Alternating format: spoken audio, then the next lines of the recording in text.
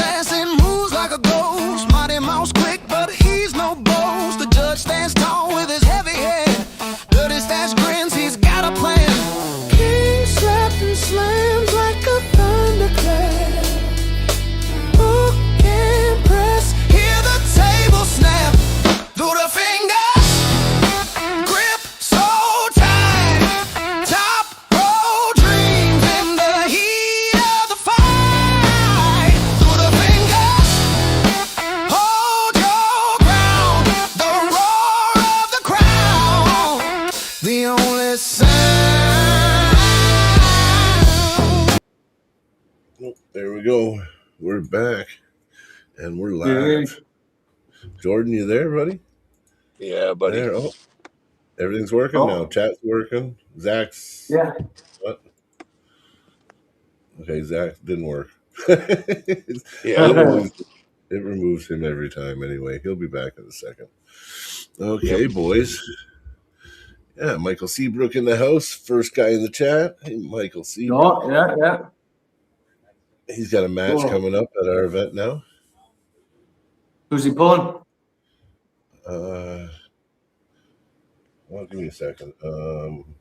He is pulling Brad Prinz. Yeah, there's no secrets here. He's going to be pulling Brad Prinz. So we're going to make a nice poster. And there's Zach now. Well, with my match at our event, we all know I've asked Dakota. I'm waiting for him to answer if he can or not. I do have someone on the back burner if he can't. I know Jason Shaw needs a match now, guys. No, he doesn't. He has one in. He has one now? Never mind. One just he just doesn't. He doesn't need one. I don't know if I'm allowed to say anything. Oh, okay. Yeah. Well, I can tell you right now, the one that he did have messaged me today and canceled it. So, yeah. We got the Plexman in the house. Hey, Dan, how's it going, buddy? We got Jordan Wiebe with us tonight. Hey, buddy, how you doing? Good, bro. Yeah. I feel like shit. I'm sick as a dog. But yeah, I would never miss a podcast. Hey, Dan. Dan the man. Yeah, he's in Calgary right now training with us. What a great guy. What? Yeah. What? I think you know how because of like his hand doesn't go from here, and like so when he goes sideways, it's like pulling against a brick wall because it stops like here. I think that's what fucked up right here because I was fighting it with everything I had to keep my cup, and his hand just stays like this. It's ridiculous. Yeah, it's literally ridiculous. Yeah, like you said, it doesn't feel like a brick wall. It feels like a iron rod. Iron rod. Yes, I agree. Yeah. Because it moves, but I know I pulled with him a little bit after pulled a little bit with him in Thunder Bay, and if I gave him a little bit, if he gets to that spot, you're in for a battle. Yeah. Oh yeah. I was pulling with him, and I just said, you know what? I'm just gonna go through his arm. You can't go through his hand. You gotta go through his bicep. You have to through his arm. Yeah. That's a cool feature to have, man. He said that there is some fusing that went on because of the damage. Like I said, it feels like an iron rod. Like I believe that. Yeah, me too. Me too. It's when you grip his hand, it's something that you've never felt before. Never. Right? Yeah. And so that's 100% unique. And then he's definitely a very special guy in more than one way. He's a good puller. Like he's. You know what? When I was pulling with him, we were both saying, I was like. He made the joke saying he's like it sucks for everyday life, but it's amazing for arm wrestling. Well, hey, you can't beat that now, can you? No way. Okay, actually, we got quite a few people in here. So we got Benji Max in the house. Hey, Killer Cat's in the house. High Caliber Arms, Tim Geib. We got Steve EV4XU. We got the Plexman, Houdini Sports. Hey, Houdini. Yes. Dan is a solid, crazy strong. Yes, he is. Yeah, I agree. So this weekend we had some good, like, you know what I want to know is how big were the classes? Well, you know what? We're going to start it off talking about tribal days. How many people were in these classes, Jordan? Oh man, I was thinking about this in my 5-minute shower today. Yeah. And I mean, first and foremost, because I would assume all of you had seen the video that I posted yesterday, and Yeah. I had waited a whole day. I thought about it Sunday. But first and foremost,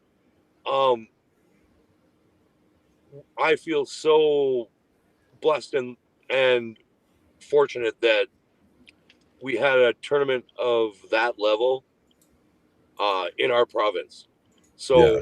you're not going to hear me like Yeah. they don't they barely knew what was coming down. Like Yeah. really what they tried to do was run essentially 2 tournaments in one day, right? Because the Yeah. classes were so big and they only ran 2 tables.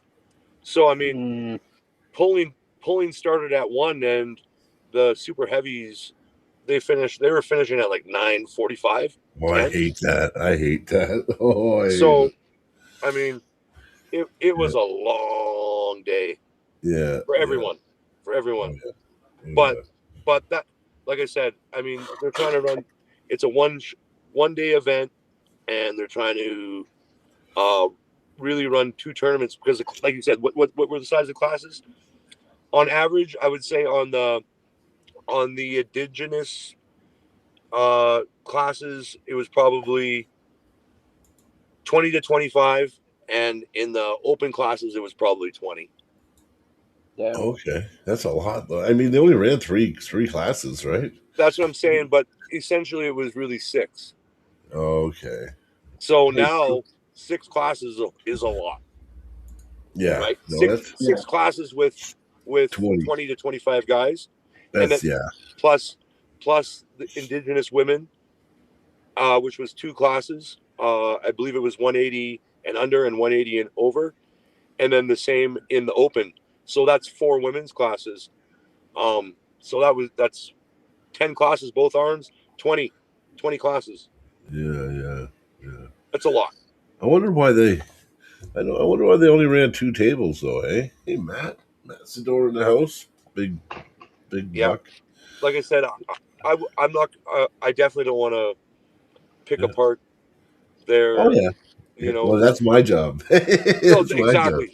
As Yeah. as a puller, they put they like the idea of $1,000 to win in Manitoba, Yeah, it's huge. Huge. right?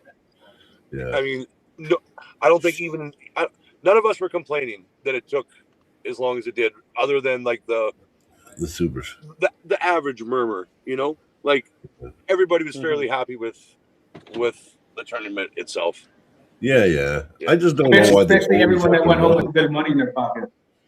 Well, that's what Yeah. I'm saying. Like when it's a big money tournament, you're going to expect things to take a little bit longer, setups to take a little bit longer. But Like, why make the big guys, the big out of shape dudes, all wait till 9 o'clock at night? Though oh, that's that's the part I don't like. Right? honestly, Brian, that's a whole nother Yeah. that's a whole nother It's not just conversation. that event. It's at most events, right? So As far as I know, for this event, which is, from what I understand, 100% unsanctioned. yeah, It's not really. It's not put on by an it's not a arm wrestler CWF promoter, thing. right? Yeah. It's their third one, and they're Yeah, throwing 30 grand out or whatever it is. that's crazy. Yeah. So there's going to be bumps in the road. Oh yeah. I would expect that next year is going to be bigger and better. I heard it's gonna be. I heard it's Yeah, gonna be like even bigger. Yeah. so. Yeah. Yeah, because Devin had posted some footage, and he actually posted the footage of your match. I watched it from Devin's channel too. And boy, yeah. Well, we'll get into that. Not yet, but soon. um, but yeah, 20 to 25 people per class, like that is, yeah, that's just crazy. That's Yeah, crazy. yeah. No, it so good for like especially local talent to get to grip up with different people and uh, high level Yeah, competition high going into level. town. Super cool. Yeah, Super people cool. from all over too, right? You had people from Ontario, people from Alberta, people from Absolutely. Yeah, yeah, there was people from that like Canada. I've traveled now to Thunder Bay a couple times to arm wrestle, and there was people from in between here and there that Yeah, I had no connection to there. You know what I'm saying? yeah, Like yeah. so, there was some new guys that were super strong, like out of nowhere, which is cool. Oh, And that's the next thing. That's where Devin comes in too, right? Yeah. yeah. Yeah, bringing in Devin too is not a cheap thing, and then Brian Shaw on top of it. That one, I was a little disappointed that way because Brian wasn't there at the arm wrestling at all. He wasn't. I thought No, he did a speech in the beginning because I seen him talking, and then there was an arm wrestling table beside him, and I figured well, it. Yeah. they did the on the Friday they did the youth, Oh, okay. and he was Oh, there. They had the strongman in the afternoon. yeah. So Yeah. I mean, it's when I say I was a bit disappointed, it was not because I had any reason to expect Yeah, that he was going to be there. yeah. But yeah, no, he wasn't there on the for the arm wrestling. Oh, that's too Well, bad. I kind of think that he would be there since he's no longer just a strongman. He's also an arm wrestler. He's going to be at EV. He's been on EVW twice. He's going to be on there a third time. Like at this He point, probably he's didn't not want just a people strongman. trying to arm wrestle him. He probably just didn't want to have to tell everybody like I can't arm wrestle you, my guess or something. Yeah, maybe. Because I he don't was know. training for I that don't. match or something. Got to be think something, anybody. yeah. Because I would have stayed. I think anybody that could have actually put any bit of damage into his arm Yeah. would have understood why he didn't pull. Totally. So I don't think it was to avoid people asking him to arm wrestle or the tournament. I mean, Yeah. I have no idea, but I would. It's Brian Shaw. And to be honest, his match is on the right arm. Like, he has a he's a completely busy other guy. arm. And I meant ask because he has a match coming up, so we can't. So instead of telling everybody, "Oh no, sorry, I can't have a match," like you know what I mean?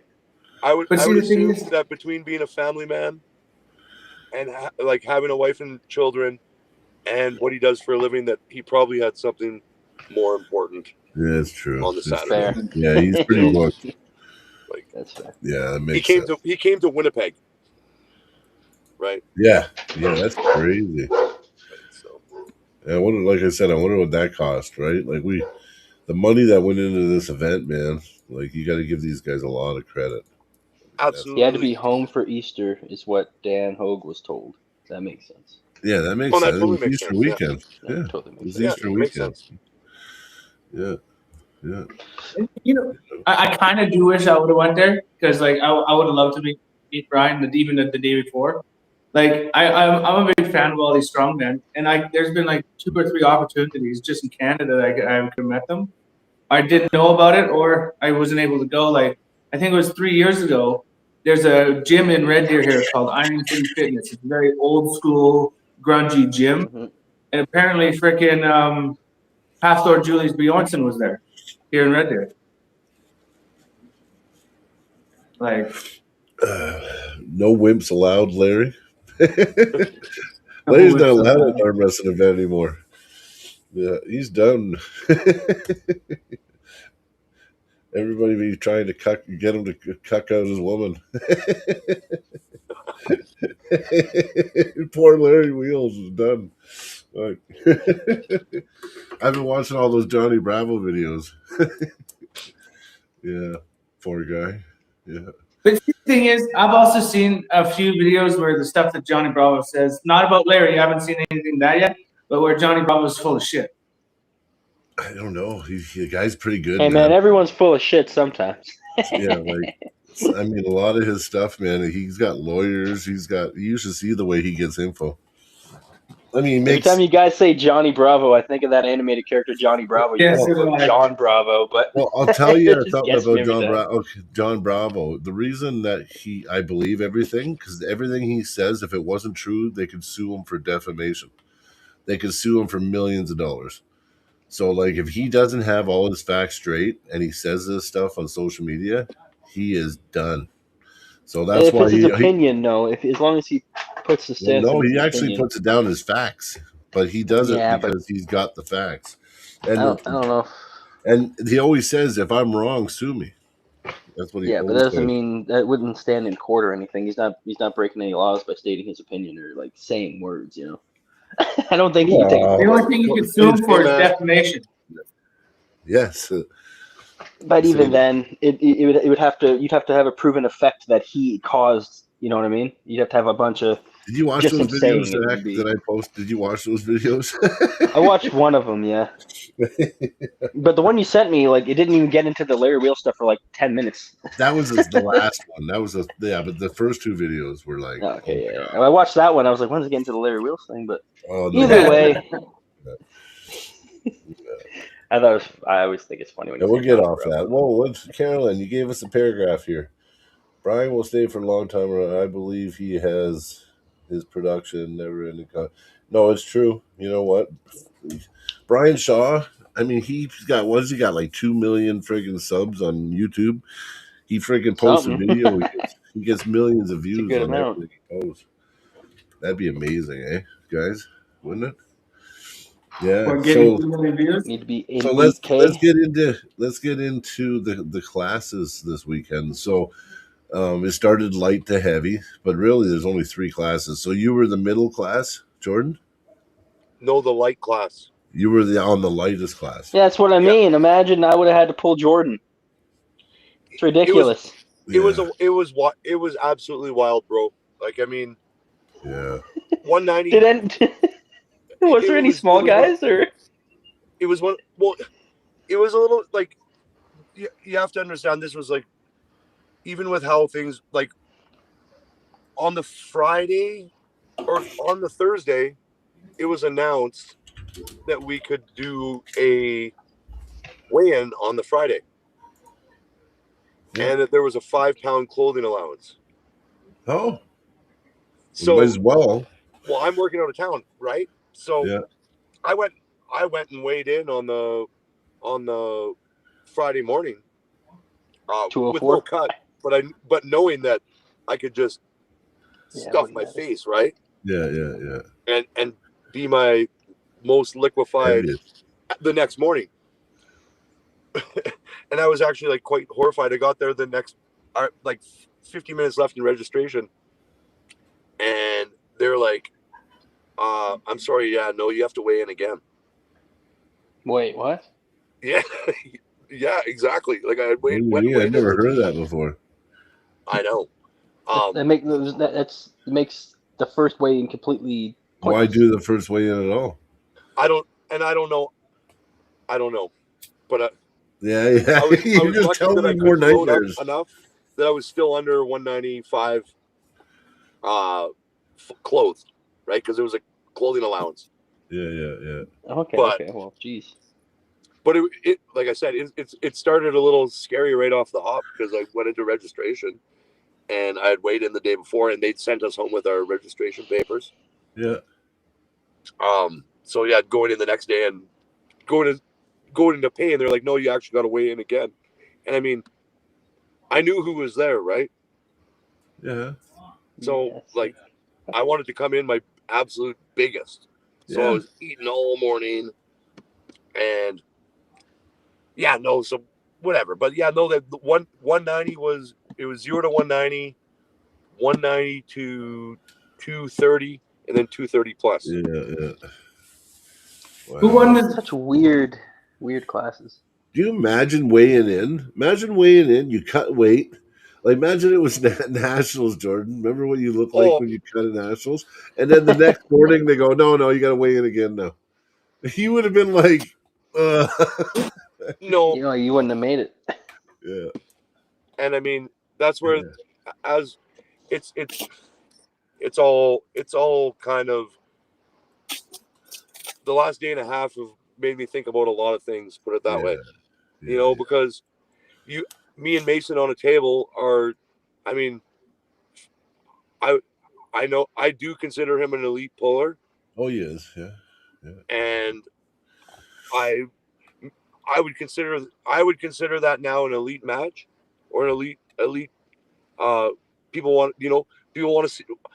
I told my wife Saturday morning I could go here and I could have a real good day and not make any money Yeah. if I get into a banger with one of my teammates, Yeah. Eugene Mason or Eugene. or Mason, right? Oh God. Yeah. I mean, that those guys have been going back and forth. Eugene has the better end of it. Yes. He Um, does. but they're the 187 guys. Yeah. Yeah. I agree. We can, how this goes. All the East Coast guys want to say, "Oh yeah." I mean, Yeah. who won in Gatineau? Who cleaned everybody up? Yeah. Eugene and Mason. No, I right? know. Yeah. Me and John. Yeah. Yeah. So I mean, Eugene and Mason are 1 and 2, and they were 1 and 2 at last, and Regina too. It was, I think, both right and left came down to Mason and Eugene, didn't they? one and Yeah, I think so. yeah, it did, and that's why I'm saying it's we're kind of getting to single characters Single here, right? digits. Because John is a little bit bigger than all of us, Yeah. and I have no doubt that I think he is a level up from me yet. So I'm really looking forward to that Eugene and John match. But I think Dumas. just based on how many times Eugene and Mason have pulled, and my loss on Saturday, that I don't think that they're a level up from me. No, you're on par with them. Totally, bro. Totally. I watch. I I do could. think that Eugene is a level above Mason, Well, in my opinion. the thing is that match. I think at least Jordan actually at least a pinned level Mason. above me. And I'm not going to argue that at all. Like, Yeah. I'm not No, going to I argue get that. it. Yeah. All I know is that there's doors that you gotta kick down. Yeah. And Yeah. I know that I'm in the ballpark now. You're in the. Oh, fuck yeah. Oh, Like, yeah. Even Devin said you got robbed. Yeah. Like, even Devin said it. Yeah. He And goes, that was a pin. Yeah. Man, I think that's one of the things that probably got me the most was that I'm not a young guy. No. Right. No. So, I know. and I'm young to the sport. So going and banging with these young phenoms, Yeah. I need to feel going in that I'm at least going to get a close to fair crack. Yeah. How long have you been pulling now? 3.5 years. I know, it's crazy how good you are for that time. Dumas. Hey, the Dumas kids, man. Ridiculous. Yeah. Ridiculous.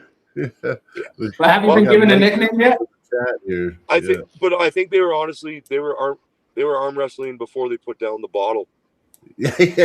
Right from the bottle. Right from They were wrestling for the They started bottle. right from the tip, bro. Yeah. Well, and then you see Mike and his their genetics. Like, it's ridiculous. You know what's funny is, Gavin and him look a lot. They were like, Gavin's not at his level yet, but Gavin and him, they spitting images, man. I'm telling you. Beefy Boy. I'm talking about Beefy Boy from Red Deer. Yeah. It's just like, yeah, it's weird. I almost thought it looked like Gavin pulling, but it wasn't.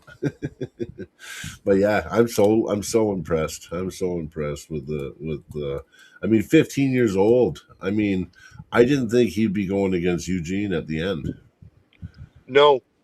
I mean, neither did I. Yeah. No. Yeah. I mean, that was a whole nother controversial moment, man. Yeah. Like, because in our match, like, I have, like, he's a 15-year-old kid for one, Yeah. right? Yeah. Like, I have a 16-year-old son. Yeah, yeah, yeah, So I mean, it makes it all kinds of awkward to begin with. yeah, It really does. And I give him all the credit. He he won against me. You know, yeah, like he yeah, won.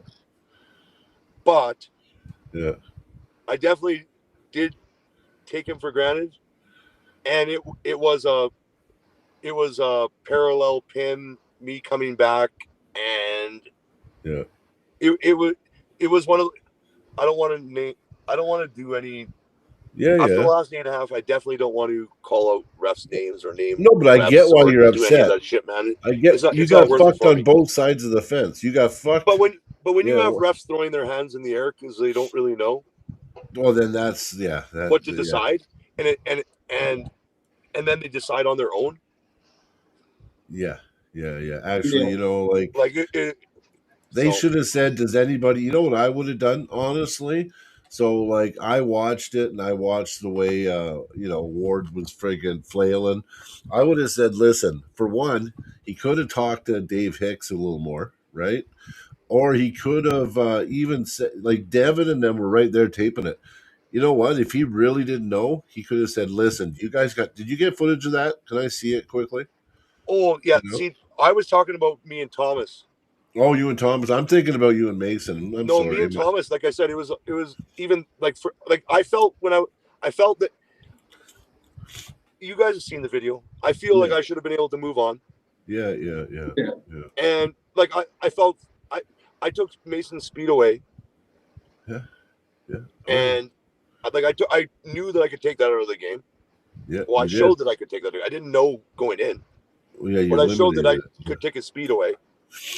And after what I felt like I pinned him slowly and fairly patient for me because I'm hey, not very patient. I yeah, worked it. I worked it to the best of my ability, and I felt like at my last little surge where it put him under, he elbow fouled. yeah. But You even know, if not, you pinned him anyway. and I don't even get it. Yeah, then after the like two or three egregious like elbow fouls, yeah. I don't even feel honestly walking away from it. I have the utmost respect for Mason. I have Well, it's not on great teammate. Mason. Yeah, it's He's not good. on Yeah. Mason. I I don't even feel like I lost Yeah, no, you didn't because it really. was so the You, referee was so bad that yeah, that was so bad that Oh, I know. yeah. When I watched that, his elbow literally go pop, pop.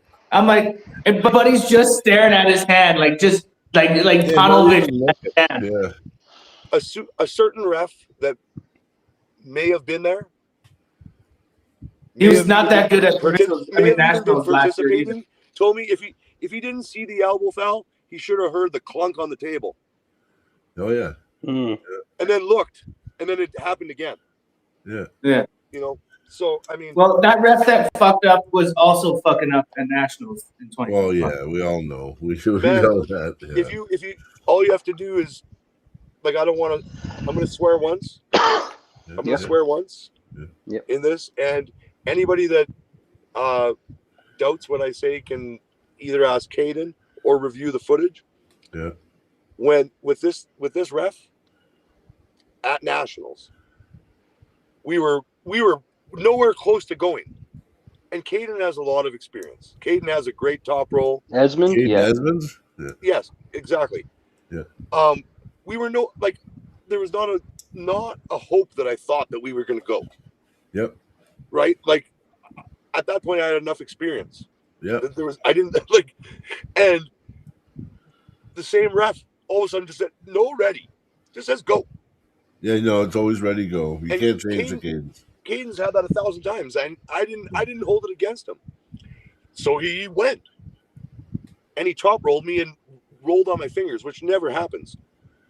No, And he says, "This is my only swear of yeah, this podcast." yeah, He looks at me straight in the eyes. He goes, "Holy did Ward fuck you?"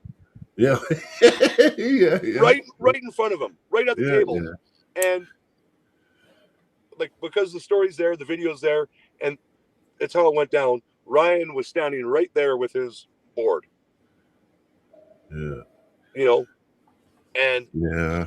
I don't want this to be personal between me and Ward at No, all. no. But no, you But have a right to be me, upset though. but Yeah. my two biggest stages pretty much in the last year. Yeah. You know, I like when I went to the finals against Caden, I was not going to let that happen again. I was, so I learned that lesson. If you put your hand out there, Yep. be ready for the ref to say go. No, you're right, but the cadence is if the cadence in the beginning, if we tell you it's ready, go, you can't change it. And I got screwed. Listen, I got screwed like that a couple times. Actually, when I was against when I ripped my elbow apart, I got screwed at nationals, but it was a different ref. It was that Rick Tigley motherfucker. And like I But Well, said, Jordan, I wanted to would move. you want to? I had moved on, long moved on, because I moved on that afternoon when I came back and smacked him twice. yeah, yeah, yeah. And then I was over it because I was like, I'm this guy like it it, Hey, it Jordan, it was just some adversity that I needed to overcome, right? Yeah, yeah, no, for do you sure. want a super match against Mason at the end of May?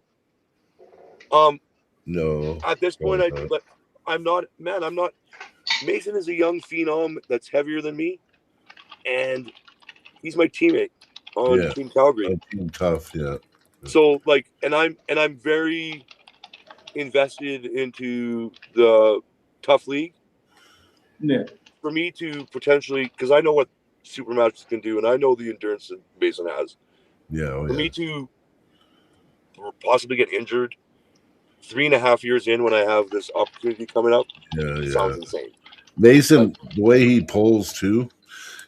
I mean, one of you guys have the possibility to get injured if you have a match against each other. Yeah, absolutely. To yeah. me, it's not worth it. Like, it doesn't get my juices going at all. No, Like, I know what you're saying. I know what you're saying. Plus, you're not really in the same weight class, and you are teammates. And just to let everyone know, I'm kinda a part owner of Tough League now. So, yeah, yeah, congratulations. What yeah. I think for people that were in the situation where they could do it, I think that I don't It was I a don't believe smart they're going to thing. regret it. No, and not only that, like I think I mean, we care. We say we care and support it, and it's going to blow up. I just wanted to show my support and do it right. Like it was one of those things. It was like a good thing to do at the time. So I'm not sure if it's still open or what's going on with it. I haven't been updated, but I know that the second I had an opportunity, I sent some money right away and signed a contract, and I got some tough notes, shares, whatever. I don't know what they're called, but I'm in Notes, yeah. anyway. Yeah, yeah. So fuck yeah, and I love the tough league. I think it's the greatest thing ever.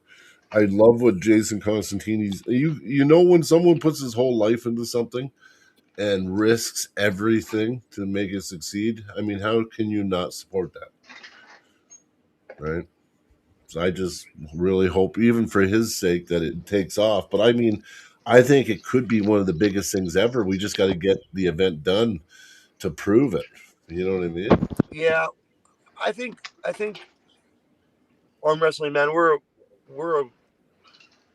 we're a bunch of critics, man. Oh Like, yeah, yeah, it's so true too. Yeah, like anybody from a business aspect, like being somebody that I'm not going to say that I'm on the inside, but yeah, from the information that I've received, yeah, and as an entrepreneur myself, and self-employed, yeah. Me too, uh, buddy. everything that they've done and like the reason that things have been delayed have made sense. Yeah, it Like does. if you want to actually, if he actually wants to promote this as a professional league with the look and and production Yeah, that we're all expecting, yeah. he had to do what he had to do, you know. I agree. I agree. So instead of just banging it through Yeah, like just doing it. Yeah, like if you were promoting a tournament, yep, right? Just getting it yep. done and taking your risk. He's he's chose to go the other way, and I like I said, from my personal, man, I dieted for like a month. I know you were ready. I Yeah, was yeah. right down to one. I was morning wake up 182, 183. Like I was in assassin mode. Wow. 2 weeks out, canceled. Yeah, I was. You know what? I'm not on the team or nothing, but I feel like I'm part of the team anyway. And I was heartbroken. I was like, oh no, you know what I mean? It was. I was hungry. Oh yeah, buddy. I mean, I would like to be on the team one day. I think if it there's a one day, there's always one day, right? So, but yeah, and you know what too is I think that with the part that like with him selling this. I mean, I can't really explain it because it's too much information for me to try to explain. Only he can explain it. But like, just to show from like the community standpoint, I think a lot of people stepped up and showed support right away. From what I heard, it was overwhelming, and I don't think that there's going to be any more delays. I'm pretty sure that we're going to be good come August. Well, and that's what I was going to say is that from like a couple months ago, it always like it had sounded like the American teams were all going to do their preseason in August, September, or Yeah. August, like sometime in fall. Don't quote Yeah. me on months or anything. They're behind us a bit. When he had when the issues came up, whatever they were, and it wasn't going to play out the way that they were hoping, to me it made total sense for it to move to when all the other preseason was, right? Yeah, yeah. So I understand that they wanted to put one more preseason event together to build it up a little bit more. And yeah, it's like a proof of concept, basically. I mean, well, yeah, to exactly. the people they're trying to sell it to. Content, right? Yeah, exactly. And I really think this Vancouver, Calgary, like Alberta versus BC, this is mega. Like, like when you look at the rosters, like this is going to be exciting, man. Like, we got Matt Wiggins in the chat. He's like looking forward to being in shape for you, Jordan. August 28th. Alberta's going to wipe BC. I'm sorry. Well, BC's got some class. You know what? I think they've made some changes, and you know what? Yes, I'm saying Team Calgary is gonna wipe their ass, but they did make some changes. I think it's going to be interesting on strategy. I think that we have the depth. Our depth is better. That's what I believe. I believe overall our depth from top to bottom is sound. Where they have some outstanding people, but like, you know what I mean? They kind of, not everybody adds up on their team. Waivers and some, yeah. Yeah, that's kind of how I look at it. Hey, guess what? I'm going to pull Ian Carnegie to open up the event. Fuck yeah. Oh, yeah? Is that confirmed? Yeah. Hey, yeah, Ian Carnegie. Did we confirm it yet?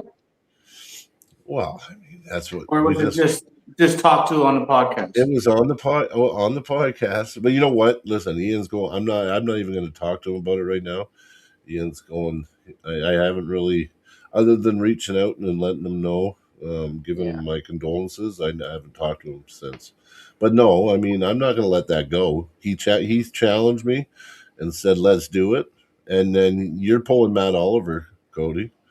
So Cody's going to pull Matt Oliver to open it up, and I'm going to pull Ian Carnegie. And then I have no idea how Matt Oliver. You know what? I have no idea how that. Right-handed. I have no idea. Either. Yeah. Who am I pulling? I don't know. Only way I'm ever going to get on a tough is by pulling before it. You're still there, Zach. Yeah. No, I directly asked him. He's not going to do a lower weight class. Who's that? Jason, remember? I asked Jason. Oh yeah, right now, no. Right now, no. Wow, he said probably never. It just because it has to fit within like times for TV episodes. It just, if anything, they got to shrink it rather. If anything, they got to lose another weight class. No, 100%. Like it makes sense. It's just I'm just gonna complain because I'll never have a weight class. Matt says. Get bigger, Zach. Hey, Cody. Matt says, "I know how it's gonna go."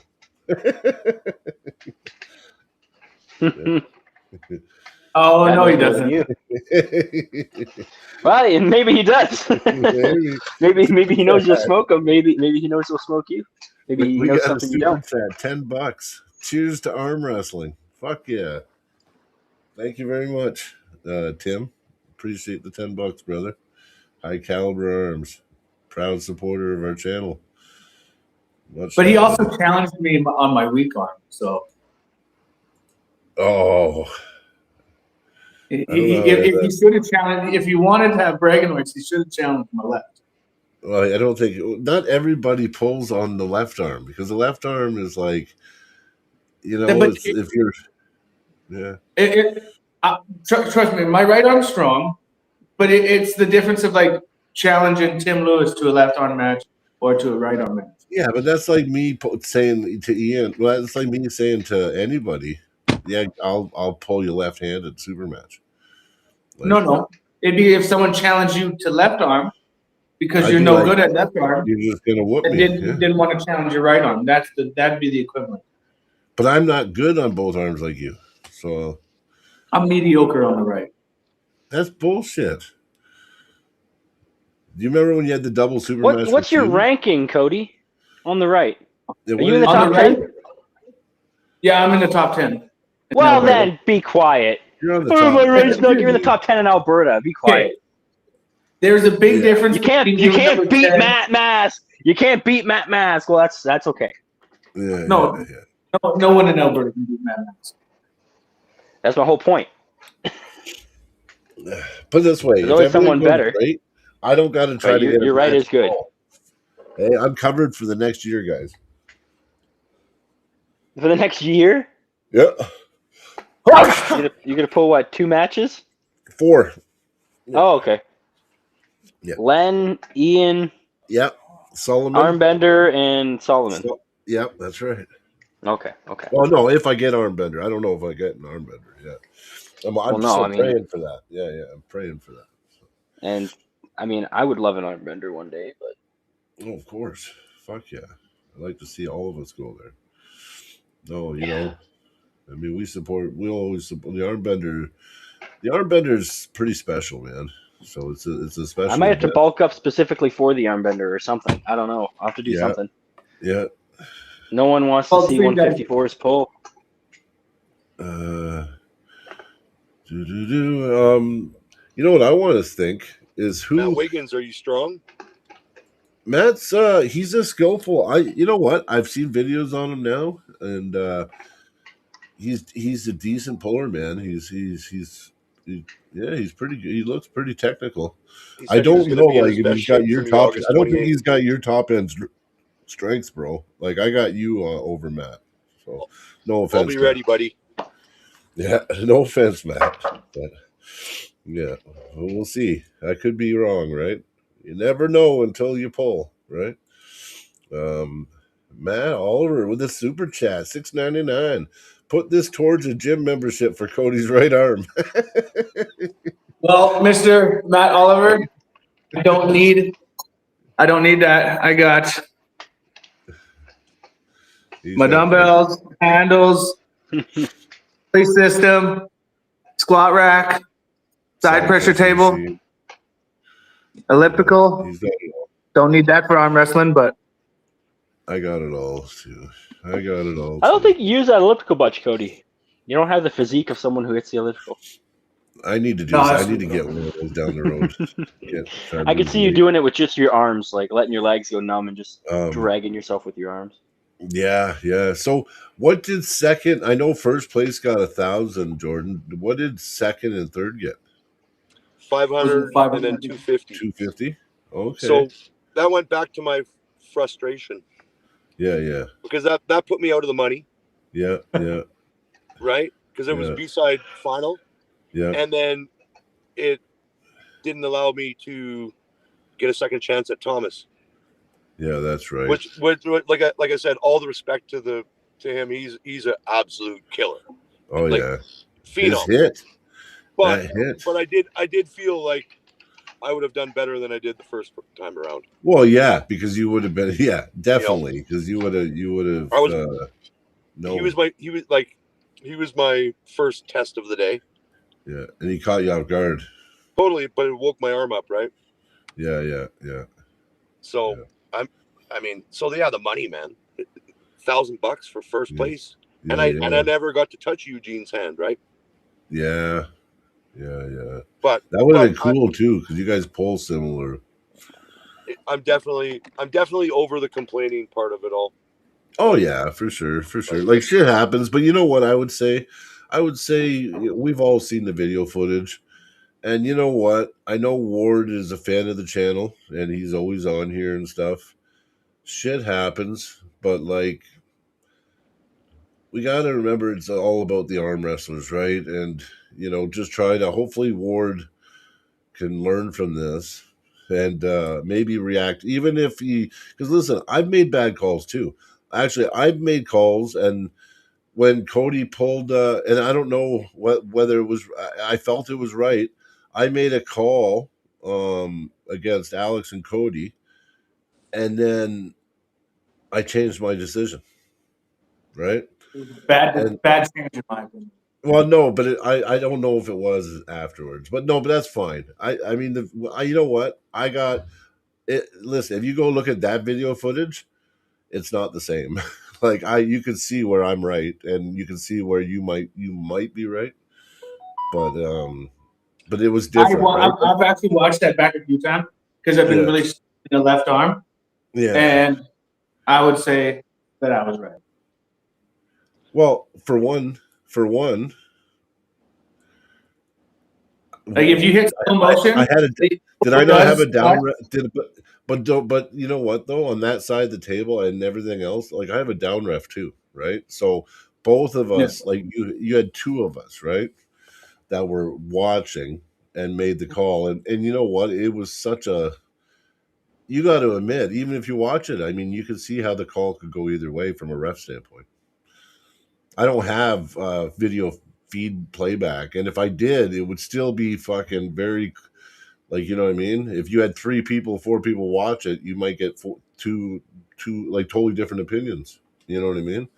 So, and either way, whatever, Cody. I'm not even trying to justify my call. I was just giving an example, right? I'm gonna still bug you about it every once in a while. I'm gonna bring it up and be like, remember that bad call?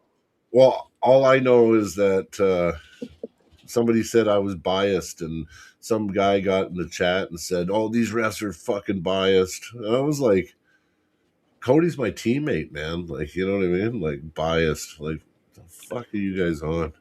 But anyway, that's what I think actually happened.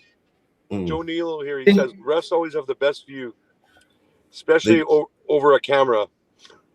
Well, that's about the most insane thing I've ever heard, because the camera actually doesn't lie. It just depends on the angle of the camera. But no, you are right. Of course it does, but it doesn't lie when an elbow goes totally off the pad.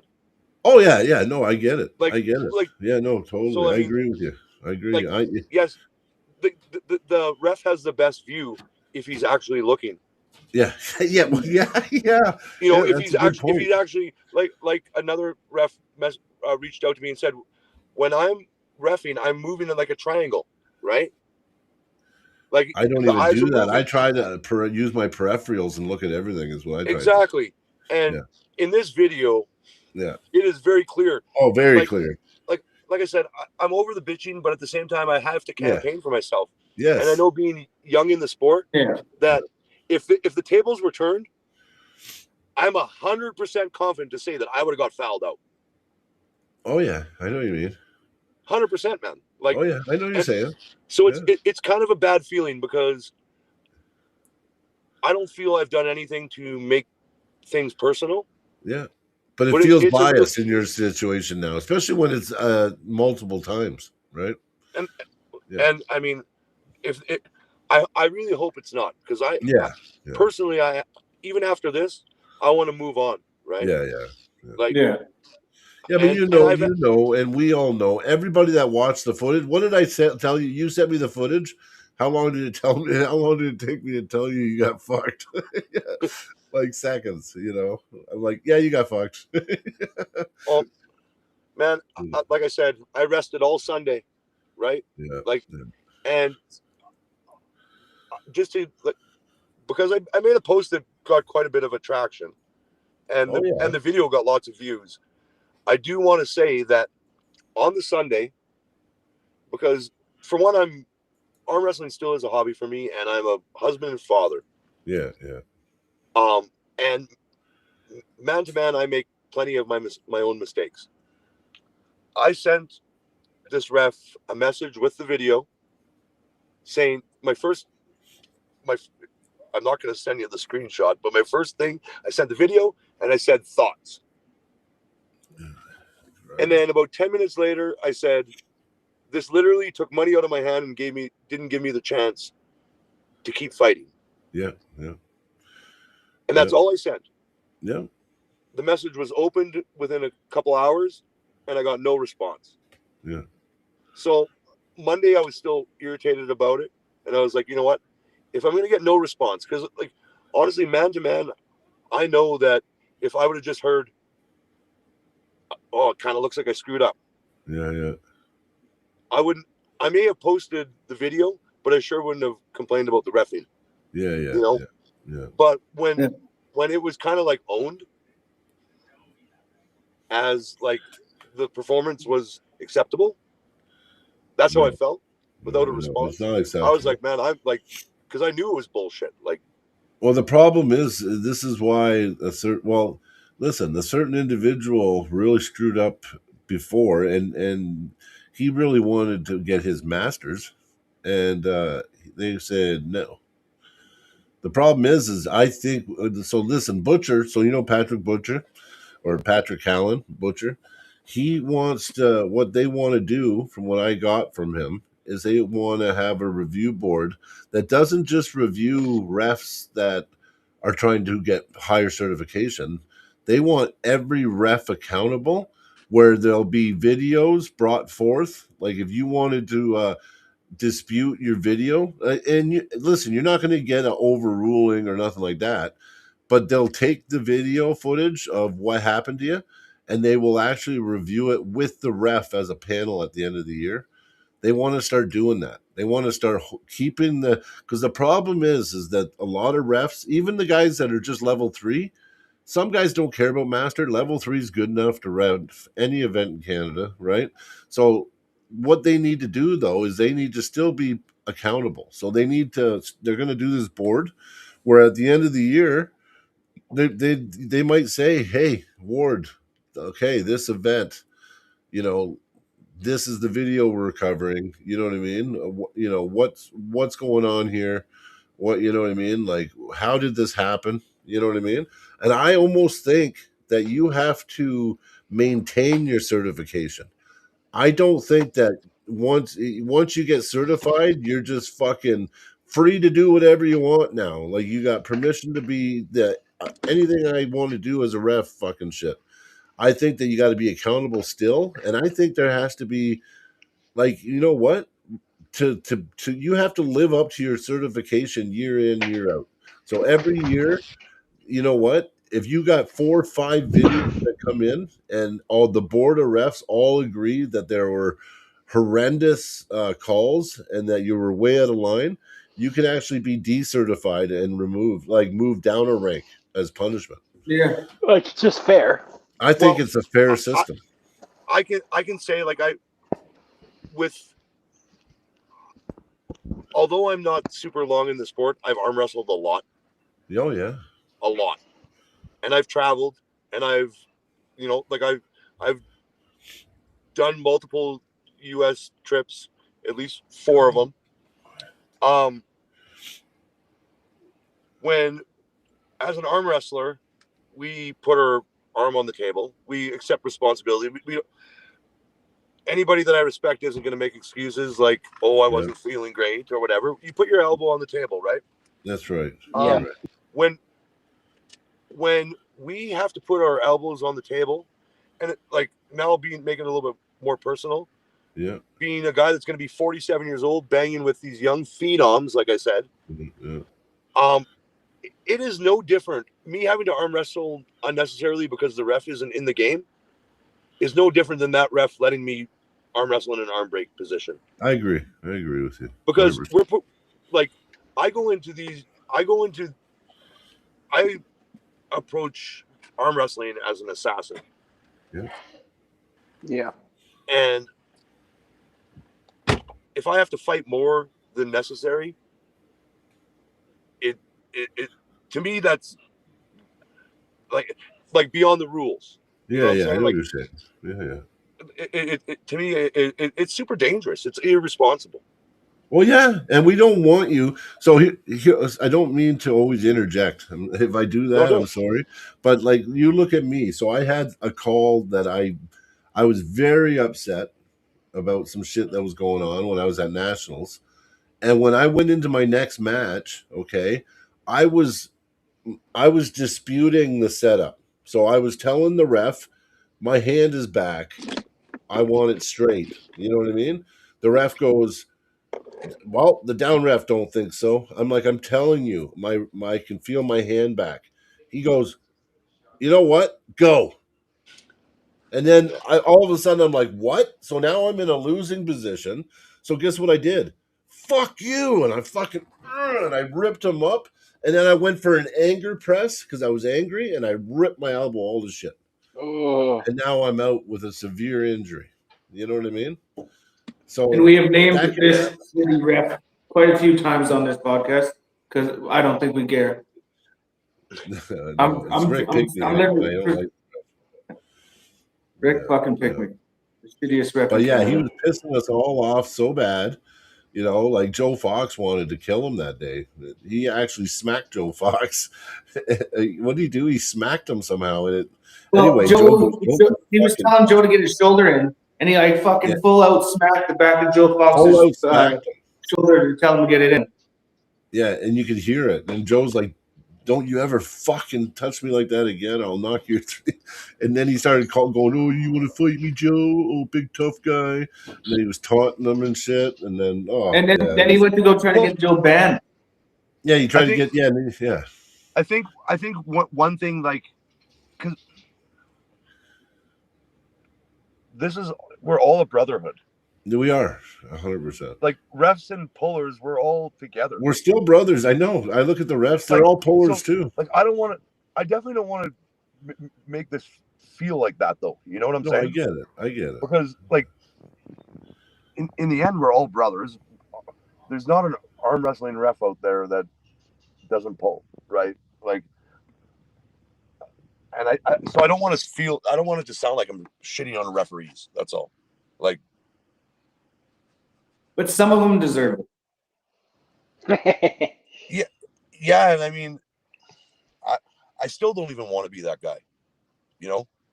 And I get it. You're gonna when you compete, you're gonna put yourself in positions, and like, I don't even want Ward to feel bad about this. You know, I wish he would have reached out to me. I really do, because man to man, we could have got over this way easier, we wouldn't be talking about it the way we have tonight, you know. But that didn't happen, and in the future, I already decided in the future, like I'm gonna make sure our camera's rolling. You know, always. Like that. I learned that from this because it's like I'm pretty confident that if I know a camera's rolling, that something that bad in that situation probably won't happen again. Yeah. I hope it won't. The thing is, he's already been proven to do that more than once. So like, it's hard to say that it will get better. Well, I mean, I don't doubt Ward's passion for the sport at all. Mm-hmm. And I want to believe that he doesn't have anything personal against me, and that it was just him being super focused on the wrong thing. Yeah. You know, and if he would have told me that, like I said, I I wouldn't even have posted what I did yesterday because man, like this still is essentially just a hobby. You know, I really love it and I put a lot into it, but it's not going to pay my mortgage. And I don't count. I never count on it doing that. You know. If only. No, I totally get what you're saying. I've had a few big issues with refs. Like I've been at the table and told the ref to open his fucking eyes, and like he yelled it at them. If I don't know if you've seen that video or not. Actually, I think we took it out. I took it out of the when we posted it on through the fingers. I took that aspect out of the video.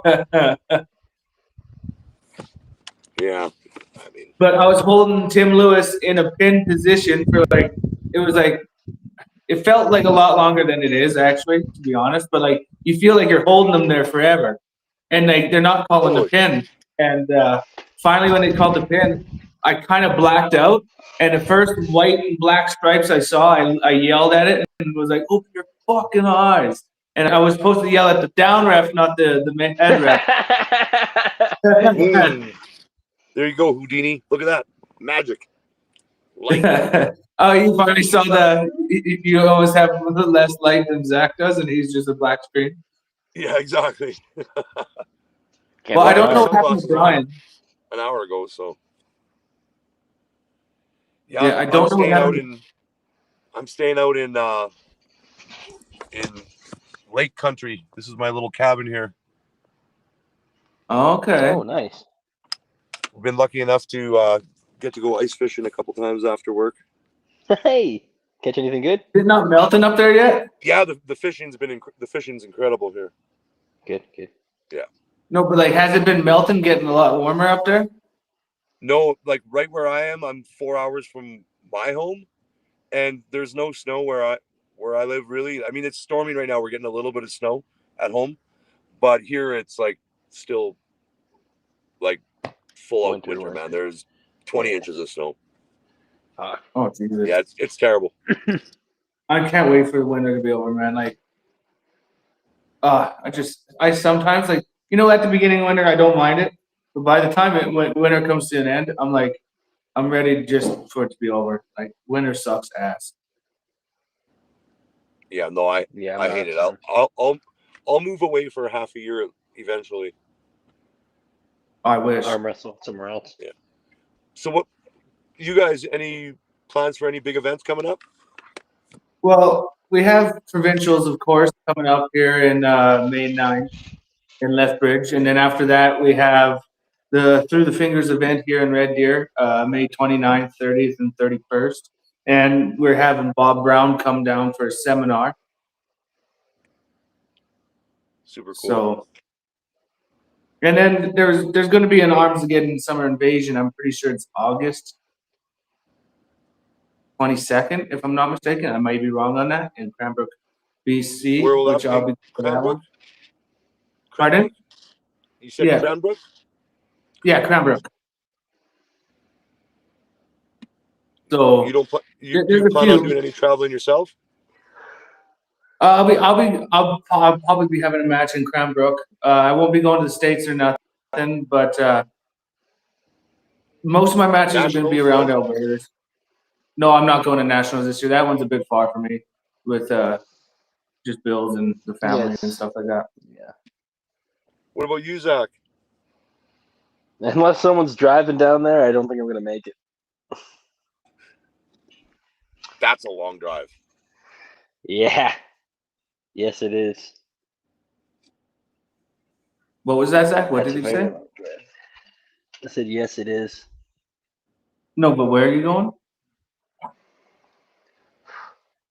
I said, No, I said, I'm not going anywhere. I was saying to go to nationals, I have to find someone who's driving there. Just fly there. Pork chop coming out was pretty cool. That is, yeah. Sean, did you get the after pool medal? No, I didn't. No. Actually, you know what's funny about that? Because it went so late. It was 9:45, 10 o'clock. As soon as they were done, I booked it out of there. Like it had been a long day, but Houdini asked me, "Do you prescribe to the pancake diet?" This is a perfect time for this. I wish Brian was around. No, I do not. I wish Brian was here because I want him to hear this too. Like I've been campaigning. I I'm like. back. Oh, here you are. Houdini asked me if I can subscribe to the pancake diet. No, I want Cody Wood. I want that Armbender 176 natural title. Yeah, buddy. Like, well, I actually had a question for you. Do you have a nickname yet? Yeah, I do. Party Crasher. Nice. Okay. Good. I didn't know. See, like, if you did, like, I was going to go with, like, Iron Man or something. Honestly, Cody Wood thinking that he can step up to 176. Oh, he says he can crush anybody at 176. Yeah. He's delusional. I know he is. He's been doing too many chin-ups, man. Honestly, honestly, like, no. He's not ranked at 176. He's natural. I'm natural. Yeah. I haven't campaigned for myself very well.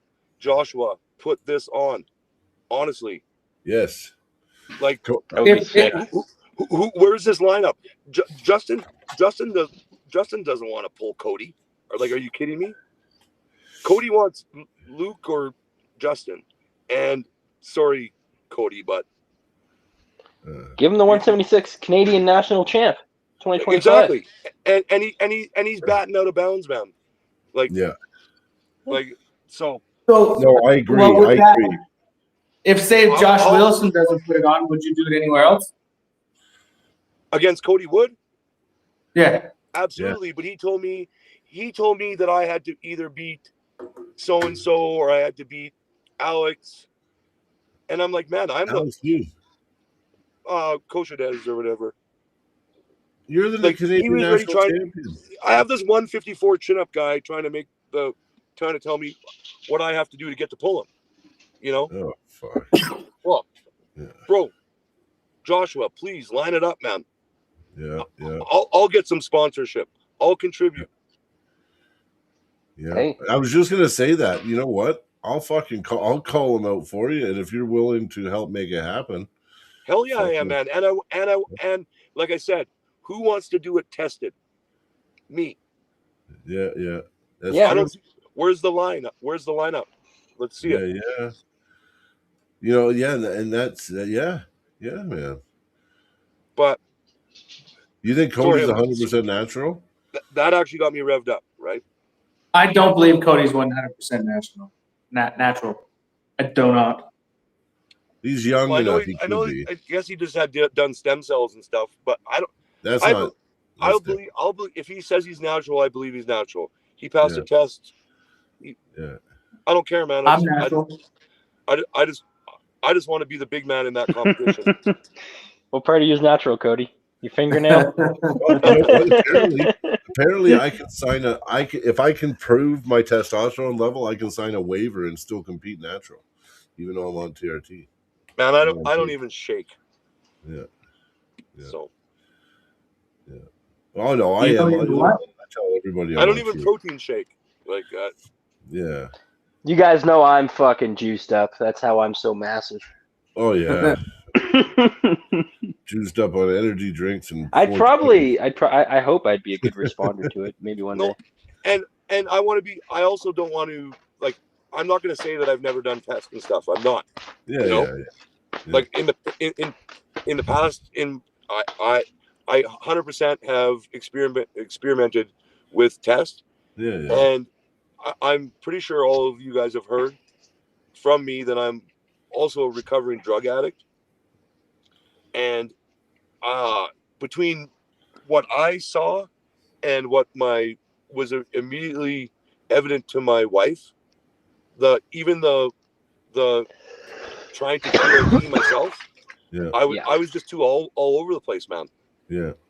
So I just determined at that point, you know what? I'm 40. I'm going to be 47 years old. I'm light. I'm small. I'm okay with that. You know. Yeah. And we'll see where it can bring me. I'm not long you're enough into the strong as sport that I fuck know for your I know size. that I got further to go. Oh yeah, for sure. Yeah, I'm 47 too, and I'm very similar to you. I feel like, you know what?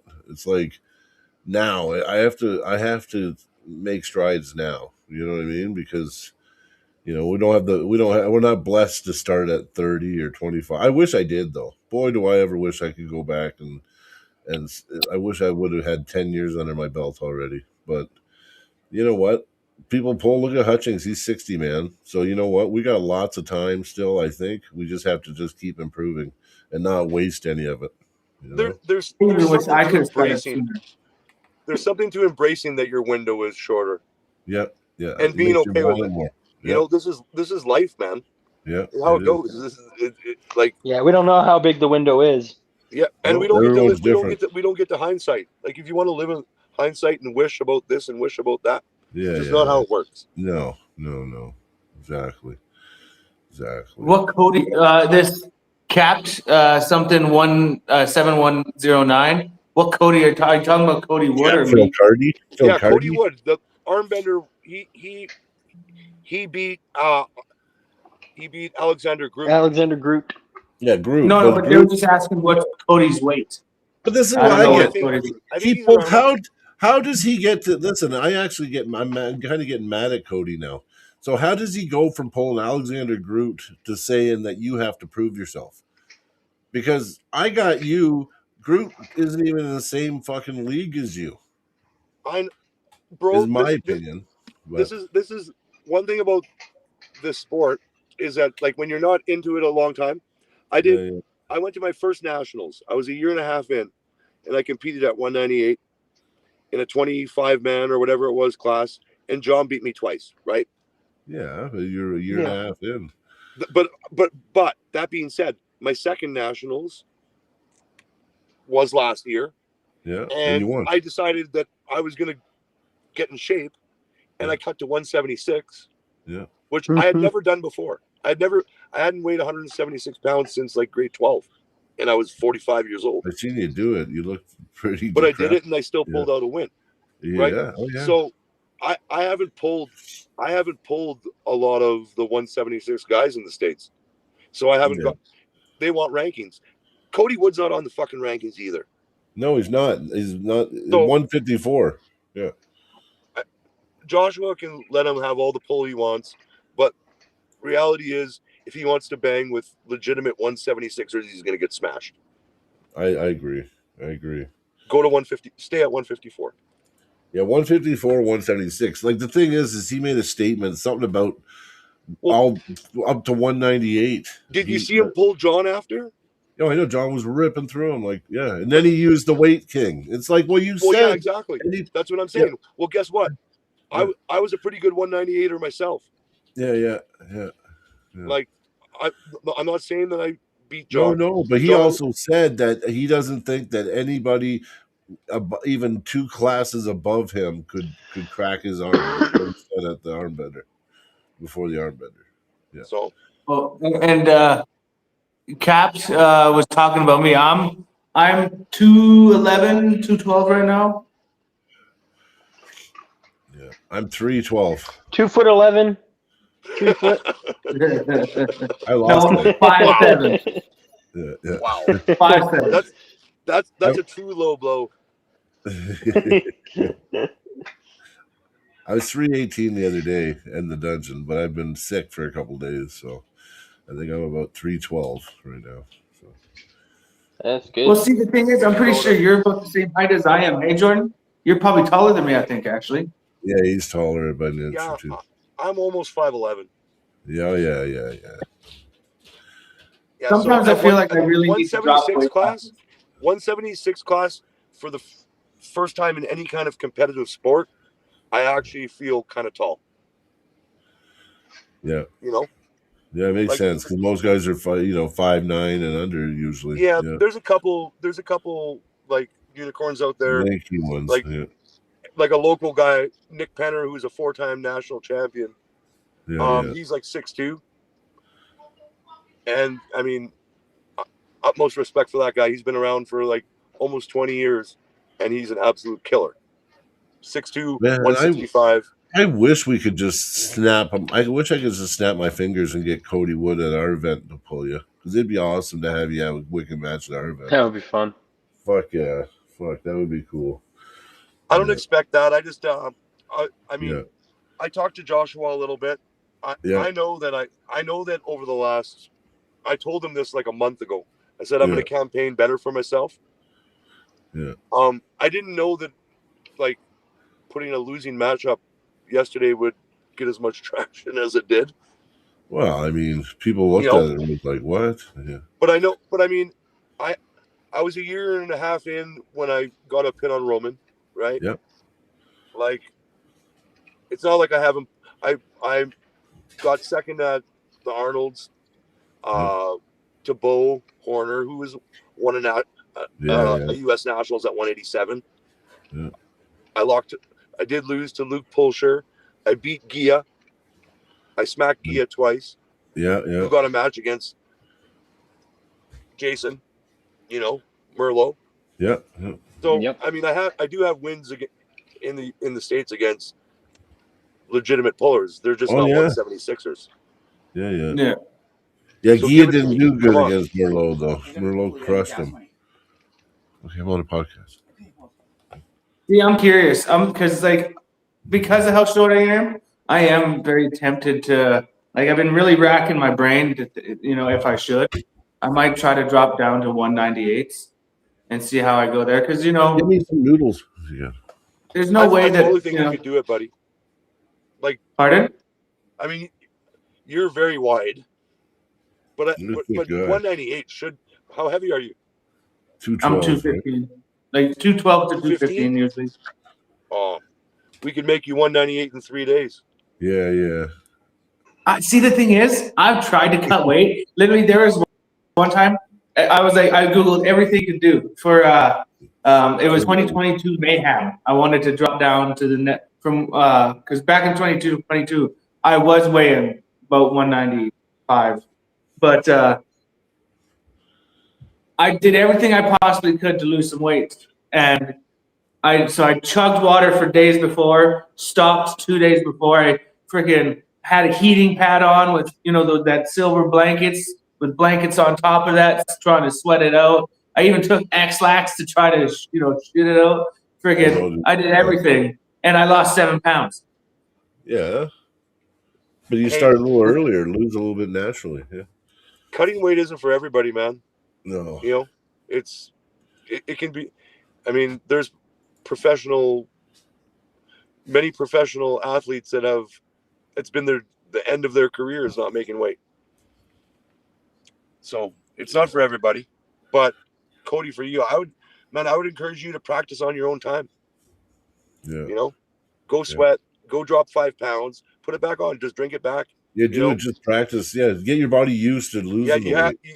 You got to get used to cutting weight. Like it's part of the lifestyle. Yeah. And part of the maintenance, just detoxing and sweating, and learning how what an hour and a half, what 2.5. Man, I drink, I detox and sweat and drink, just to get it out. And I'll skip some water, but I'll see, okay, that hour I lost 4 pounds, So just to learn what you're capable of doing in a short amount of time, so that you're comfortable putting yourself in the position that, hey, if I know I got to lose 8 pounds in 8 hours, I can do it. Because you don't want to lose 8 pounds in 24 hours. You want to be able to do it in as small a window as possible, so you can put it right back on. Rebound fast. Yeah, it doesn't affect you as bad. Exactly. Yeah. It's just like being a carpenter, just like a roofer. In summer, when he drops 8 pounds on the roof, and he goes home and eats and drinks, because his body's used to it, the next morning he's back at work and just as strong as he was the day before. Yeah. But if you only do it for nationals, it's more than likely not going to be a pleasant circumstance. Yeah, you got to practice doing it. Super chat, $4.99. Let's do the super chat, $4.99. Clifton Erickson. I thought about 198, but I have goals in 220 to get first. Well, that makes sense, Clifton. I think you're strong as fuck at 220. I think even 242, you'd be deadly. So, that's my opinion. Go ahead, Cody. Sorry. And to be honest, I could probably get down to 198, even if I honed in my diet a little bit better. Because Oh yeah. don't get me I would wrong, just encourage you to do it, not for an event. You know what I'm saying? Just yeah, say, hey, I'm going to make 198 for 4 weeks from now, Yeah. or whatever. Like out of your arm wrestling calendar, and just yeah, do it and rebound, and the next, you'll go practice. I did that for, honestly, I would cut weight on Friday night on my own time, and I would go to practice. I wouldn't even refuel. I go to practice depleted on purpose, so that I'm feeling what it feels like to arm wrestle dry and not good. I know Because you yeah, mean. because what's going to happen when I don't really refuel? What's going to happen when I feel a little more and I get a little bit Mhm. more time, and then I practice doing that as well? It's so that I can reach peak. So I get 24 hours. I've now practiced this. I've went through my regime. I know what I'm going to drink. I know what I'm going to eat, because I've now tried different liquids, tried different fluids to see how my fuel and power comes back. Mhm. Yeah. Yeah.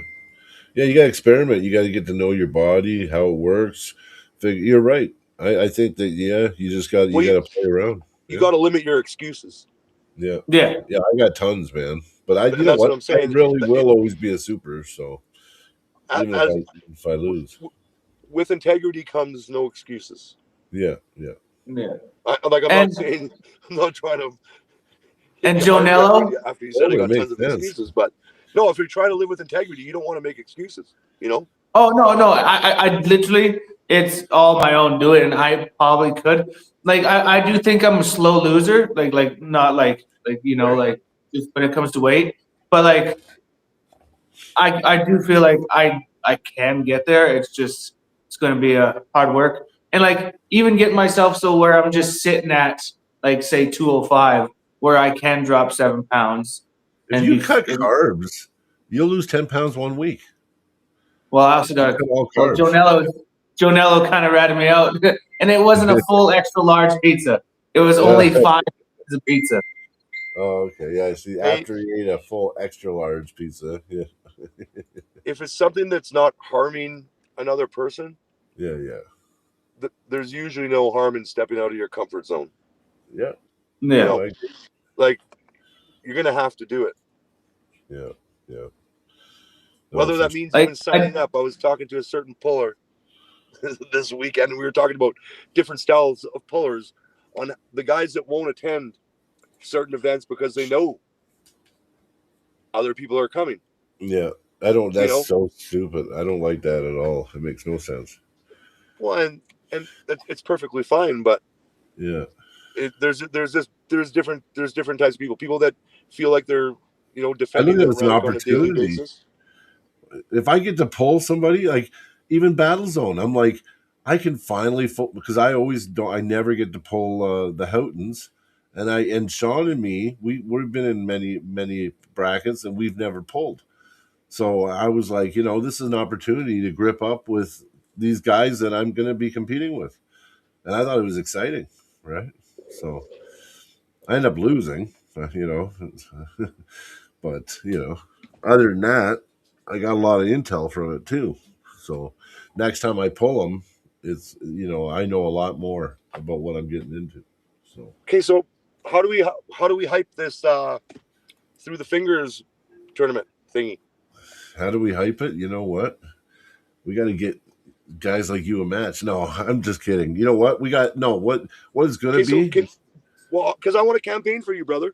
Yeah, What's yeah, yeah. So let's hear, like, what are the classes, or how's yeah, this yeah. all gonna work? No, I hear. Yeah, no, thanks, brother. I appreciate it. So no, listen, it's a 3-day outdoor fucking arm wrestling fucking party is what it's going to be. We're at the Shady Nook in Red Deer, Alberta. Cody actually found the place. It's a real awesome place. We got a huge lot for camping, RVs and stuff. So guys, if they don't want to get a hotel, it's $25 a night to camp, but you can camp $25. Boom, bring Service? your RV, whatever. No Big service? bomb. Is there Yeah, power? Yeah, no I think. service. You gotta have generators. Oh, Okay. you do? Okay. Yeah. Okay. Okay. No, I was just missing more. Big bonfire pit. We're gonna have big bonfires in the evening. We got super matches Friday night. It's gonna be 12 to 15 super matches. I think we had one cancellation today, but I think we'll be able to fill that. So I think we got like 4 more openings. So we like to get about 4 more super matches in there. Yeah. That's going to be on the Friday night, and it's going to be live on Power Hippo streams. I'm not sure if it's going to be through our channel. It's going to be through our channel and theirs, I think, and then it's going to be also live recorded, so we can edit the footage and put out really high quality match footage afterwards. The next day, Saturday, it's going to be the tournament. It's the start of the new league and a new ranking system. So our ranking system isn't an Alberta ranking system. It's through the fingers open. rankings. Yes, it's going to be. I don't care if you're from South Dakota, Montana, Saskatchewan, man. I don't care where you're from. South You can. Africa. Yep. So we got South African team maybe coming. Yeah. So that's weird. Yeah. Yeah. But yeah, wherever you're from, you compete in our league. You get ranked in our league, and so that's kind of cool, right? You have Even belts? yeah. Well, right now, no belts right now, Okay. but I'll get to some prizes here in a second though. What was I going to say? So what was I talking about? Oh yeah, You're so talking about yeah, so rankings. It doesn't matter where people are from. It doesn't matter. And I would say any amateurs out there, as long as you've pulled a couple tournaments and you feel safe on the table, I would recommend pulling pro, because even if you finish dead last, at least your name will be on the rankings. Because the amateurs don't get a rankings, it's just the pros that get rankings, right? So you know what? If you've pulled long enough as an amateur that you can at least just put your arm on the table, you can get on the rankings. Give yourself a target. Then you can say, okay, I want to move up 1 spot or 2 spots every event. You know what I mean? But you can't move up in the rankings on our events that easy, because let's say you're pulling Jordan, right? And I want you to make the most of it. So I want you to pull Masters, Open, everything, right? But you might tell me, I don't want to risk my ranks. We're going to tell you, don't worry about it. If someone beats you in your class in the tournament, if they think they can beat you in a super match, they have the right to challenge you to a super match. And then if they beat you in the super match, then they would get your rank. But no one can take your rank inside the tournament after the first event, because we're not doing it that way. We want people to, we want me, Cody, Zach, we want the rankings to represent who's really first, who's really second, who's really fourth. We don't want to discourage people from having fun and pulling in multiple classes either. You know what I mean? Yeah. We want, because The nice thing is, yeah, even if you're in Alberta and like you're ranked in the Alberta weight class, like Alberta rankings, our tournaments won't be counted towards that unless you want them to be. And then you can ask T-Bach, like, but you and the other guy both have to agree on it. But like, if say no one says anything to D-Bach, none of those match results go towards the Alberta rankings. Yeah, it's not. It's separate. It's totally separate. Yeah, because it was going to make a lot of headaches. So we voided and removed ourselves from that. So if you do beat somebody and they've agreed, if you want, let's say Jordan, you're there, I know you're not from Alberta, but let's say you are, and then I go, Jordan, listen, if I beat you today, can it count on the Alberta rankings?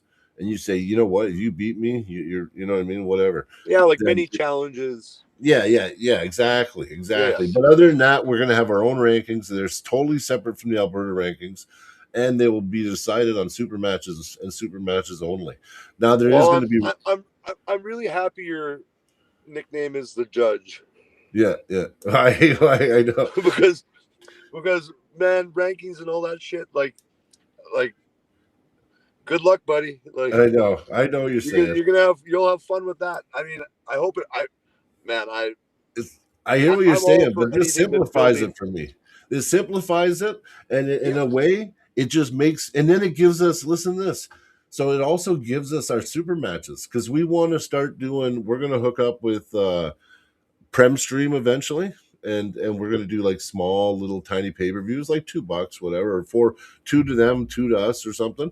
But we're going to have a constant, steady stream of super matches because every few months there's going to be so many from every event. There's going to be so many challenges because somebody pins somebody. We're gonna have to, you know what I mean, facilitate those matches, right? Yeah. So that And the just gives us nice more content. Yeah. and the nice thing about our rankings is we are not keeping track. So say if I'm pulling and let's say I just for hypothetical, it would never happen, but I get a pin on Victor left-handed because he's ranked number 1, I'm ranked number 2 in Alberta. And I don't tell, like, say I didn't tell Brian, like I don't I'll text Brian up on Messenger going, hey, here's the footage. I beat Victor at this tournament of yours. I would like to challenge him to a super match. It will just be forgotten about because it's not up to us to keep track of it. It's up to the athletes. Yeah. Well, and I just think about my own personal. I know what you mean. I know what you're saying. And I'm like, hey, Mason sending a video saying, hey, I beat Jordan. I hear you. Video. Yeah, but that would mean nothing. Be at one of our events. But so you know, so here's my point. This is my point, Jordan. You just fucking proved my point. So that could happen if we don't do it the way we do it. So now all Mason can do is say, "Look, I beat Jordan," even though I'm going to say, "You get a super match." That's what I'm saying. It makes sense. Yeah. Yeah, and then if you really beat him, now you got to beat him at a best out of 5. But I'm just saying, even if you agreed to it, if I said, this is for our rank, and then you get screwed like that. Oh well, but then the other guy should be honorable too. Yeah, right? It's no different. Oh, yeah. Funny that you say that, Brian. I know. Because I actually talked to a friend about this today, and like I said, I'm a big fan of Mason. Yeah. Obviously, Mason. We all know Mason knows that he knows his elbow went before that video ever came out. He was even with his smile. You could tell even when it happened. Yeah. Exactly. And I wanted, for the record, to say that I hold, for one, Mason is like, he is not in the wrong here at all. No, it's not a Mason thing. It was a ref Zero. thing. Zero. No, but I just wanted, I had to make it clear again that thanks, Dini. That he did what he was supposed to do. And I personally, because this is what I said, I've seen me and John talk quite often. I've seen John call his own fouls. He did it at Winter Blast last year. Oh yeah. You know, and I've seen a lot of guys do it. Well, because we stop, because it's when they're so when they're so obvious that we know it's a foul, we stop. And this just says another thing about how good Mason is. Yep. And how experienced he is that not only did he not stop, he kept going and he acted like nothing happened. Yep. And he was professional, and he didn't even let it fluster. When I went to put my hand out on the first round, because I thought it was clear. Okay, I just pinned him. Ward said stop. You know, and he didn't grab my hand because he knew what he was trying to do. And he was trying to keep it going. Yeah. Yeah. And I know. So I like I said, utmost respect for the guy. Like, trust me. When it comes to fouls, I'll never call my own foul. The only time I've ever called my own foul, I think it's maybe even twice. And that was because I was trying to professionally foul and they weren't fucking paying attention. I've only had, you know how bad of an arm wrestler I've been? I didn't even start getting fouls till last year. I very rarely ever fouled. And I finally got an early start once.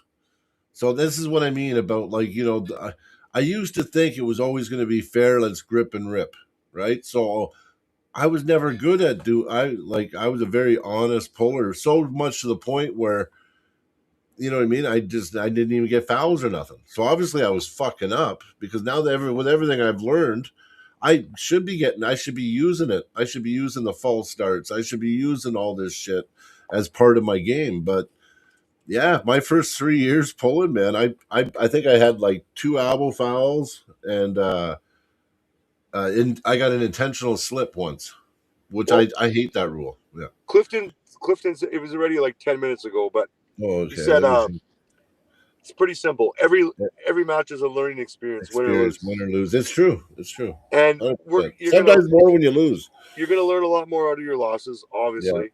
Yeah. And No, I for agree. me, like I said, I feel like I won out of this loss. You know. Oh yeah, for sure.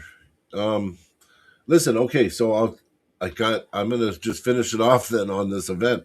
So then on the Saturday, we're gonna do the tournament. It's gonna start all the rankings off, everything. We got some custom prizes that someone's gonna spend many, many, many hours making for the super match winners. They're gonna be it's not an original idea, but it's the time and effort and just the time put into them, and actually the cost to make them is going to be really, really cool. So we always like to do custom shit if we can, because it's more special, I find, and people really like it, right? There's going to be some extra ones hopefully we can use for, like, grinder of the day, outstand somebody that a standout for the day. We're gonna have some special custom prizes for those people. Right now, we're self funded, so we don't have.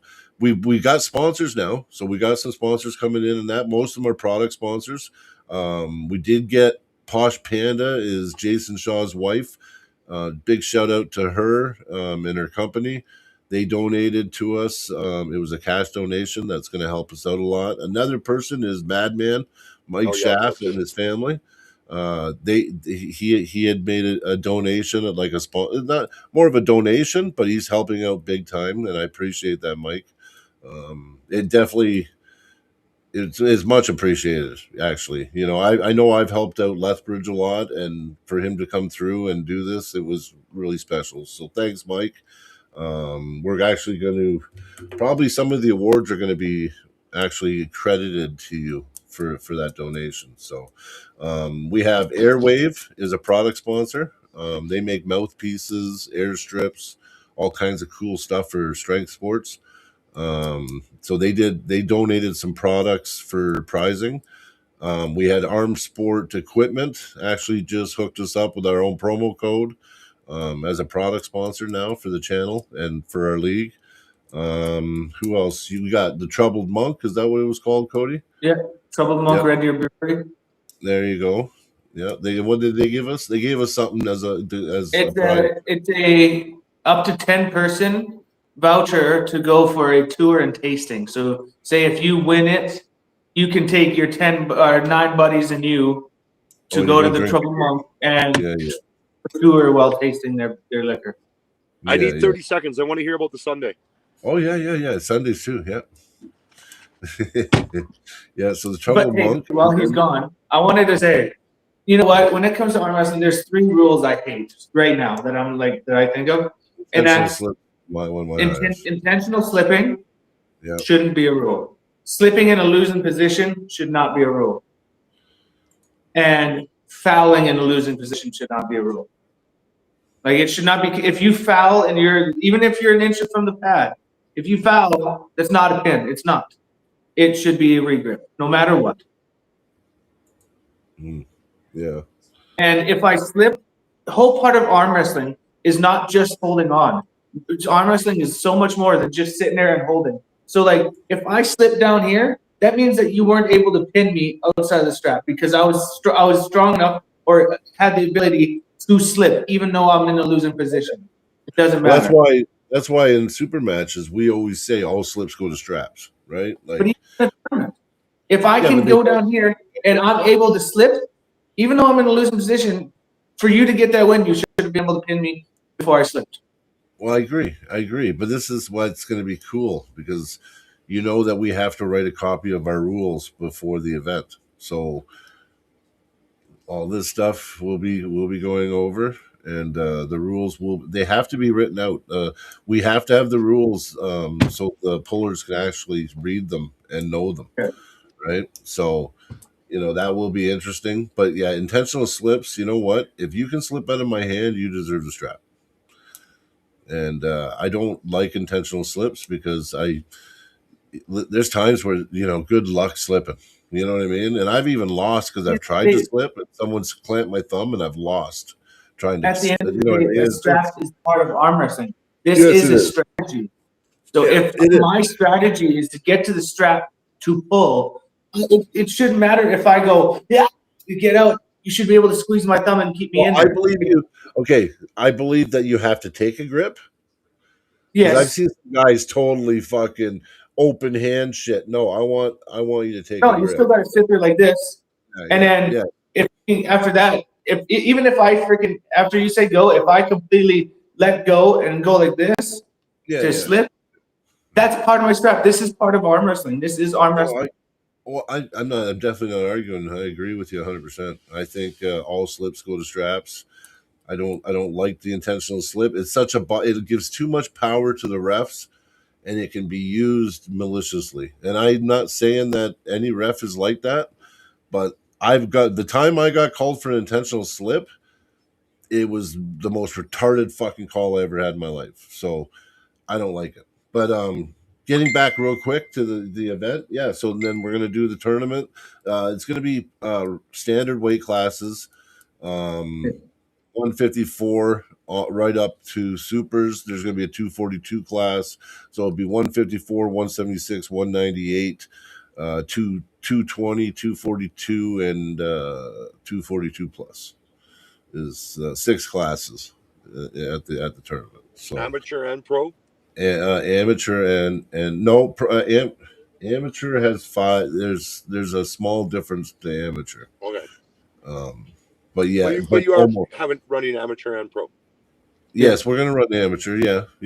I mean, and you know what? We talked about not doing amateur at all. We did talk about not doing amateur, but you know what? I think we have to do amateur. You know what I mean? We got to do amateur.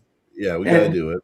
Yeah. And all the pros are going to love this, but we are running all pro classes before, we're gonna before all the before amateur gets up to the table, all pros are going first. So listen. Pros have priority. There's nothing saying we might not, if we have to run a third table, that we might not run two pro tables and the third table start amateurs, but pros have priority in our league, and they're going to always have priority in our league. And it might not be the best for numbers, but I think it's going to be good for the development of the pullers and us, because the pros, for one, we've paid our dues and stuff. Plus, I think it's very important that if anybody has to sit around and watch, it should be the amateurs, because they can learn a lot from watching us. If you're a newer puller and you get to watch trained, guys that have been pulling for years, you could pick up some shit watching them, right? I think it's important, and I just think also it's actually disrespectful the way they run it, because they don't run it right now when they do amateurs and then pros, and they go light to heavy, and it's always that way. It's not about respect. It's about getting the most bang for their buck out of their event. Is usually why they do it that way, right? Well, I just think about this past weekend. Yeah. Pork Chop, who is the biggest name pulling there. Yeah. He's finishing up at 9:45. The place was. There was probably. I mean, I'm just gonna guess. He came from Ontario. At 2:00, there was probably 800 people there. Yeah. And at 9:30, there was probably 200. Yeah. Yeah. So, and to be honest, the only people that would pull before pros would be kids. Yeah, well, kids, it's gonna be standard. Masters, it's still gonna be the way it always is, right? And see, the way that I thought we already talked about it, it was gonna be kids, pros, and then everything else. No. It's gonna be pros before everything else. I think that's what me and Zach were talking about. That's what no. You got too many masters and grandmasters that pull pros. No. It's not. It will hurt us. I think we'll have to have another talk about this then, because I know me and Zach. I'm not changing that. Yeah. This is when May 20. What did you say? May 29th? It's May 30th the tournament. May 29th the super matches. Yeah, the pros are going to go first, Cody, but that's all separate. That always happens before. Amateurs are going to wait though. Hey, Clifton, I think masters. Clifton, are you for surely going to? For surely going to Arizona State? I'm asking him. Arizona State. Oh, Clifton is. I heard Clifton is. Yeah, I June think 6th. I have that that one's marked on my target right now. there's so much going on. There's a freaking event in Ontario, June 6th too. Well, and The then Joel, and the East Joel versus P. West. Gould. Yeah, East versus West too. Yeah. But Right. We never talked about that, Cody. We never talked about Masters waiting. Yeah, Maybe you yeah, we and Pat did. did. When we were talking about it, I remember because I was saying let's do kids and then pros and then do masters, grandmasters, and amateurs, So why would or we? So we're gonna. So or we're gonna. women's Yeah, grandmasters, but masters. so we're talking about. I know, but then we're kind of contradicting ourselves, then, right? Because we're talking about the guys that have put in the time, making sure that they're looked after. But then we're going to tell Len Houghton, sorry, you're going to wait till after the pros, and you're going to But pull there, that a fucking. lot of the people that pull in grandmasters and masters also pull pros too. And I would, That's if exactly. That's why you let them pull first, they and want then to they can. pull pro division, wouldn't they pull the harder division before they pull the easier But division? yeah, but you're going to make a 60. What if the 60-year-old man? There's no way he can wait all day long at that event. Like, you know what I mean? I'm just saying. I don't like the idea. I think that pros should go before amateurs, but I do believe that masters and grandmasters should be first. I mean, or we run it at the same time. We could do masters on one table, start the pros right Yeah. away on the other tables. Like, you know what I mean? But that'd be hard too, because then you'd have guys jumping from table to table. Because you know what I mean? Because that's what Sometimes that happened happens at when Battle Zone. Yeah, sometimes that's what happens when you pull more than one weight class or more it than did. one bracket. Yeah. You have Either to way, pull that's it at the that's same time. that's still a minor circumstance. We'll talk about it. But I mean, what kind of classes are you doing for masters and grandmasters? there's going to be. It's not. There's going to Not set. be three. No, there's only three weight classes for masters. Yeah. Well, only that's pretty. That's pretty Well, good. there's usually only two. There's usually only under 200, over 200 usually. Yeah, But no, and you're doing we're three. we're doing three. Yeah. So there's going to be a middle one. So I And then what think the about cutoff's grandmasters? 220. It's going to be Two? the same. So it's going Really? to be, yeah, it's going to be 0 to 165, 165 to 220, and 220 plus for masters and grandmasters. Yeah. Wow, that's amazing that you're doing that, man. That's Well, come on, like you gotta. We want to make the better. Like we're trying to make it. We're trying to make things better, right? Like I don't think it's fair. Like you look at a guy like Dale. He used to always come in. They do 200 plus. He comes in at 209, and that's after like. You know what I mean? Like he's probably already not ate much to even be at that weight, and 3 years from grandmasters, bro. Yeah, me too, buddy. I know I'm gonna compete master, grandmaster, and pro. Yeah, I'm gonna do them all. I'm I gonna haven't be in good competed. shape by then. I haven't competed for masters yet. Oh, okay, you should. I love masters. Masters is sometimes harder. Listen, at provincials 2 years ago, masters was harder than fucking the pro. Pretty much. We had Oh, we I, oh we I had Josh Bellin, Darren oh, Matthews, Corey Booka. Fucking it just the list was just crazy, yeah. crazy. Yeah, like uh, It's all about picking your spots, though, right? You got to no, pick your you're right. spots. You're So, right. like, Never I'm heard of her. obviously a 200 plus masters class with Josh Bellin isn't in my best interest. Well, no. And that's what Dale said. Dale says, how come I have to pull Len? Like even at provincials last year, they just did two, right?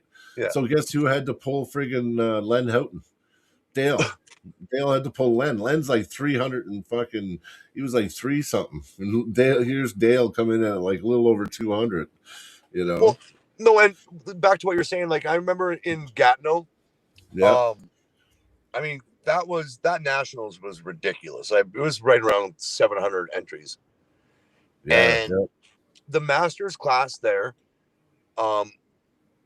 like back to what you're saying, like, and I mean, because let's face it, the masters class can be more difficult. Yep. Well, it can be just as competitive sometimes. But at the same time, I mean, we in reality, the open class is the target. But I agree. In Gatineau, the masters classes were so stacked, but they were stacked with guys that had 10 and 20 national titles. Yeah, that's what I'm saying. So it's almost like the gentleman's club of guys that they don't need anymore. They just want to bang. Yeah. Well, how do you think Len got 51 national titles or whatever he's got? But for me, Yeah. I'm only 3.5 years in. Yeah. I don't need to pull all those guys. You know what I'm saying? No, I know what you're saying, but you know Like, what though is what an honor it is to pull them. You know oh what yeah, I mean? well, Yeah. Grandmasters isn't far away. I'll do it then. Yeah. Okay. No, But and that's yeah, what that was a goal that I set probably a year ago. Was yeah, that my Grandmasters year that I wanted to go do the yeah. WAF deal and Yeah. try that route, but I don't know No, I get it. how the I get juices are it. going. I think I might go there a little sooner. Yeah. Well, you know, my first jump from amateur to pro was masters. So I used to pull I pulled amateur for a few months. Like I didn't stay amateur long. It was 6 months. And then but I remember jumping in the masters class and there was quite a few guys in there, man. There was Herman Bartling. He's a strong fucking dude. Ben Souls. There was like a Ukrainian guy. There was like 8 or 9 guys that day in masters. And I was like, I felt pretty fucking good. And I got second place. And I was like, fuck yeah. And then after that, it was, I never did amateurs again, right? But I don't know. I like masters. I like pulling masters and the open because, but you got to remember me being a big guy too. I can't just take, like Mason, he can pull 3 classes. He'll win 6 belts at Lethbridge. You know what I mean? Like he did the one year. Well, I can't. I'm a super, so I can't. So I had very limited options. But if I travel 3 hours to an event, I can at least get all my pulling in because I can pull masters and the pro, right? And then I can pull left and right. Even though I suck left, I still put my name in there. I just start pulling now because Me it's too, more. bro. Yeah. I never used to. I just started last year. Before that, I never pulled left. It was always right. Yeah. Oh, you didn't even, yeah. I never No, know because I got injured. I ripped my bicep tendon when I started arm wrestling on the left. It was like 18 months recovery. So yeah, I like Clifton said, Allie, I'm a I'm little not great, behind. but I will be. Mark my words. Clifton, you're great, bro. You Oh, know what? Clifton. I'm gonna take some of the credit Clifton's on great. why Brian's training his left arm now. Well, and you know what? One thing I have to say about Clifton though, Yeah, Clifton is great in more than one way, a and lot of ways. on and off the table. Yes, I Honestly, agree. so He does a lot for just being there for all of arm wrestling. Clifton's he's a same huge support for man. everybody. I went down to North Dakota State Yeah, with my dad on a whim. I was all beat up. Like I didn't plan on arm wrestling at all. You know, yeah, like I 2 days before, like I went out. I went to. I'm at this point. I'm a year and a half in. You know, and I went with my dad. And Clifton was running it down there, and he didn't have quite the turnout that he was expecting, which would have given him every reason to be a little bit disappointed. We had an arm break, like right out of the gate, you know, and that was probably one of the best experiences that I had there, or arm wrestling ever. It was between how he treated us and how, with him having his dad there, and me going with my dad, and no, like that experience, me being my first experience with Clifton, will be something that I'll always cherish. And no. me being so green, and the memories of getting a pin on Roman. Yeah, Roman, what, So Grekoff or whatever his name is? Gromov. Yeah, Gromov. Yeah, I never get their names right. Yeah. Every time I hear the name Roman, I just think of Reigns. No, Roman Gromov, man, he's an absolute killer. He was the No, I one, know who like he is. Number him one and at him and 154. Cody Yeah. had that ridiculous match Yep. for the, and I that was, remember Pelko beat him a couple years ago, but then lost to him after that again. yeah, Yep. all guys that I just don't, I know that I'll never get that small.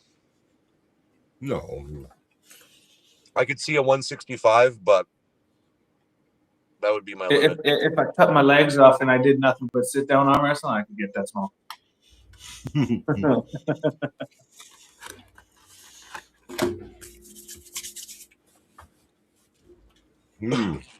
Sorry, Who does guys. this say? And then at Tribal Days, 15-year-old Thomas smoked Mason. Well, Thomas did not smoke me. I burnt Mason out, and Mason pulled Thomas right after. So yeah. I mean, you can't say that Mason was fresh after my match with him. No. Like, so No. You guys that's had tournament 3 pulling. goals. That's why Yep. I'll never take any credit away from Thomas. He got a pin on me. Yep. You know, he deserves it. He's a yeah. 15-year-old phenom killer. Stud. Yeah. But to say that he smoked Mason after what in that high level of a tournament, well, then look what. Then you might as well say, look what Eugene did to him. Eugene handled him like he was a 15-year-old kid. Yeah. So. Yeah. You know what? I mean, yeah, those Dumas kids. I've never seen you. I've watched Eugene matches now, and I've never seen him. He matched as much as he could. He matched Thomas's energy. Oh yeah, I know. Yeah. It was pretty entertaining. It was pretty good. It was actually funny to see Eugene show emotion. He showed a little emotion. That's what I'm saying. Yeah, because he doesn't normally. He's usually emotionless. Yeah. I know. But like I said, not taking anything away from Thomas, that he is incredible. Yeah, no, he is. You know, you think at 15, like where the sky is the limit for this kid. Well, it doesn't even matter if he was 15 or 45. Yeah. No, right? I know. He's incredible. Age has nothing to do with it at that point. Now that he is only 15 just makes it even that more astounding. It's crazy. Yeah, just crazy. Yeah. Hey Brian, I gotta run here right now. Oh yeah. So you guys continue. I just gotta go. It was awesome talking to you. And thank you everyone for watching. Have a good one. Have a great night, brother. I'll talk to you. See you, buddy. See you, bro. See where we are here. Yeah, well, you know, I'm going to try to go to that event next year. I'm going to try to peak and be ready for that event and go. So, why not?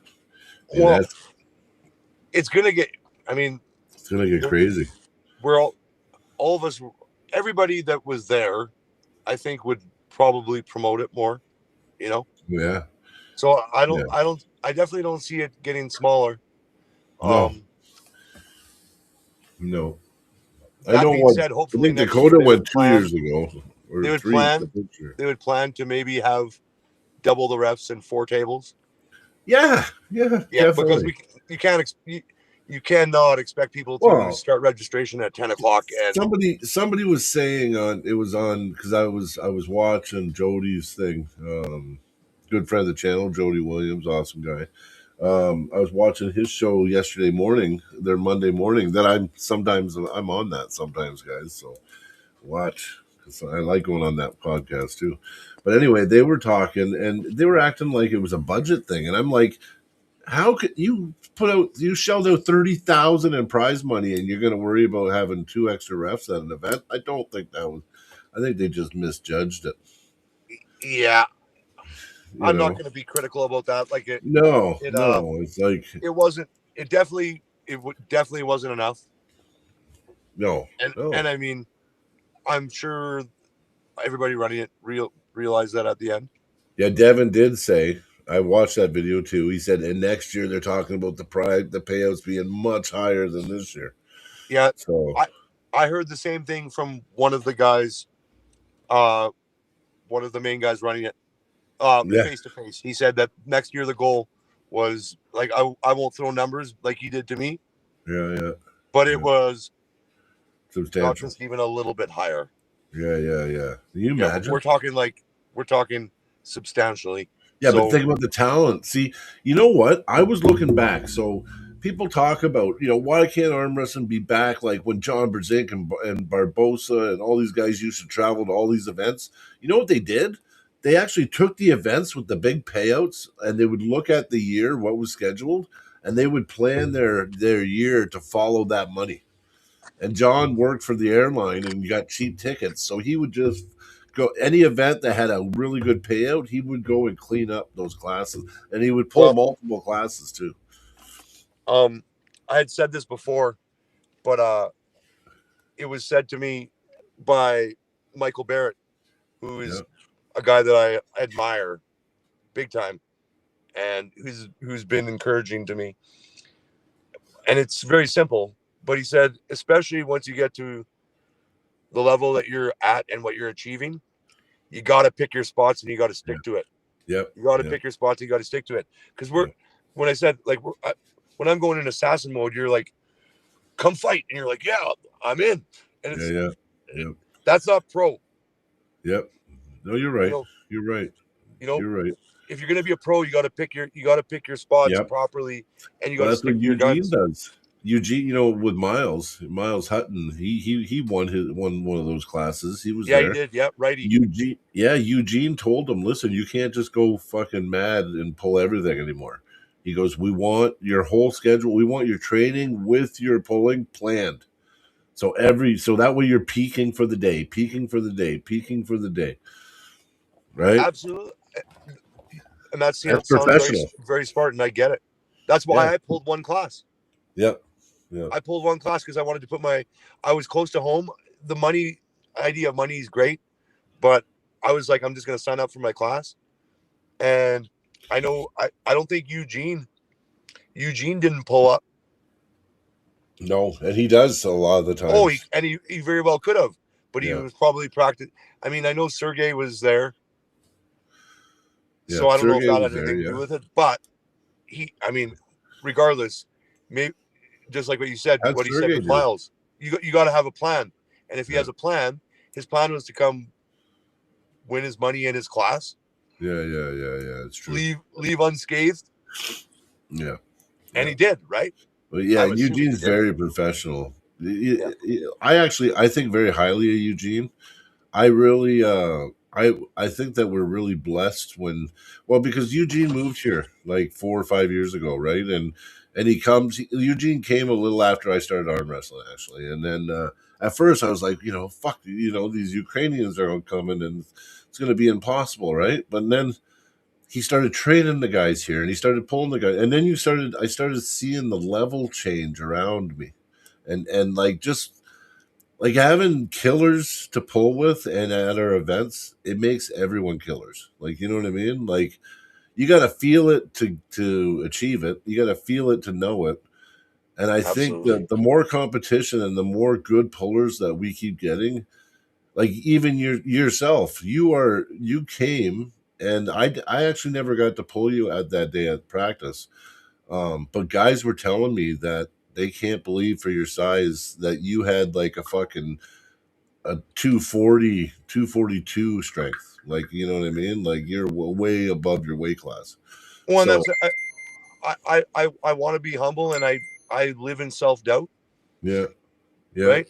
I know. But you got to. I do the same too. But that was also important for me too. That's why, like I said to my wife, I can go there if I can get into a banger with Eugene or Mason, regardless of the outcome.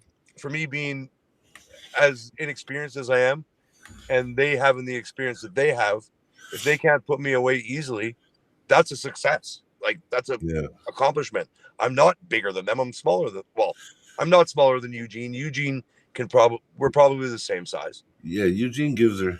He Yeah, gives her. he can. I'm sure he can make 176 if he wants to. Eugene's the fun. You know what? Eugene's the funnest to practice pull with.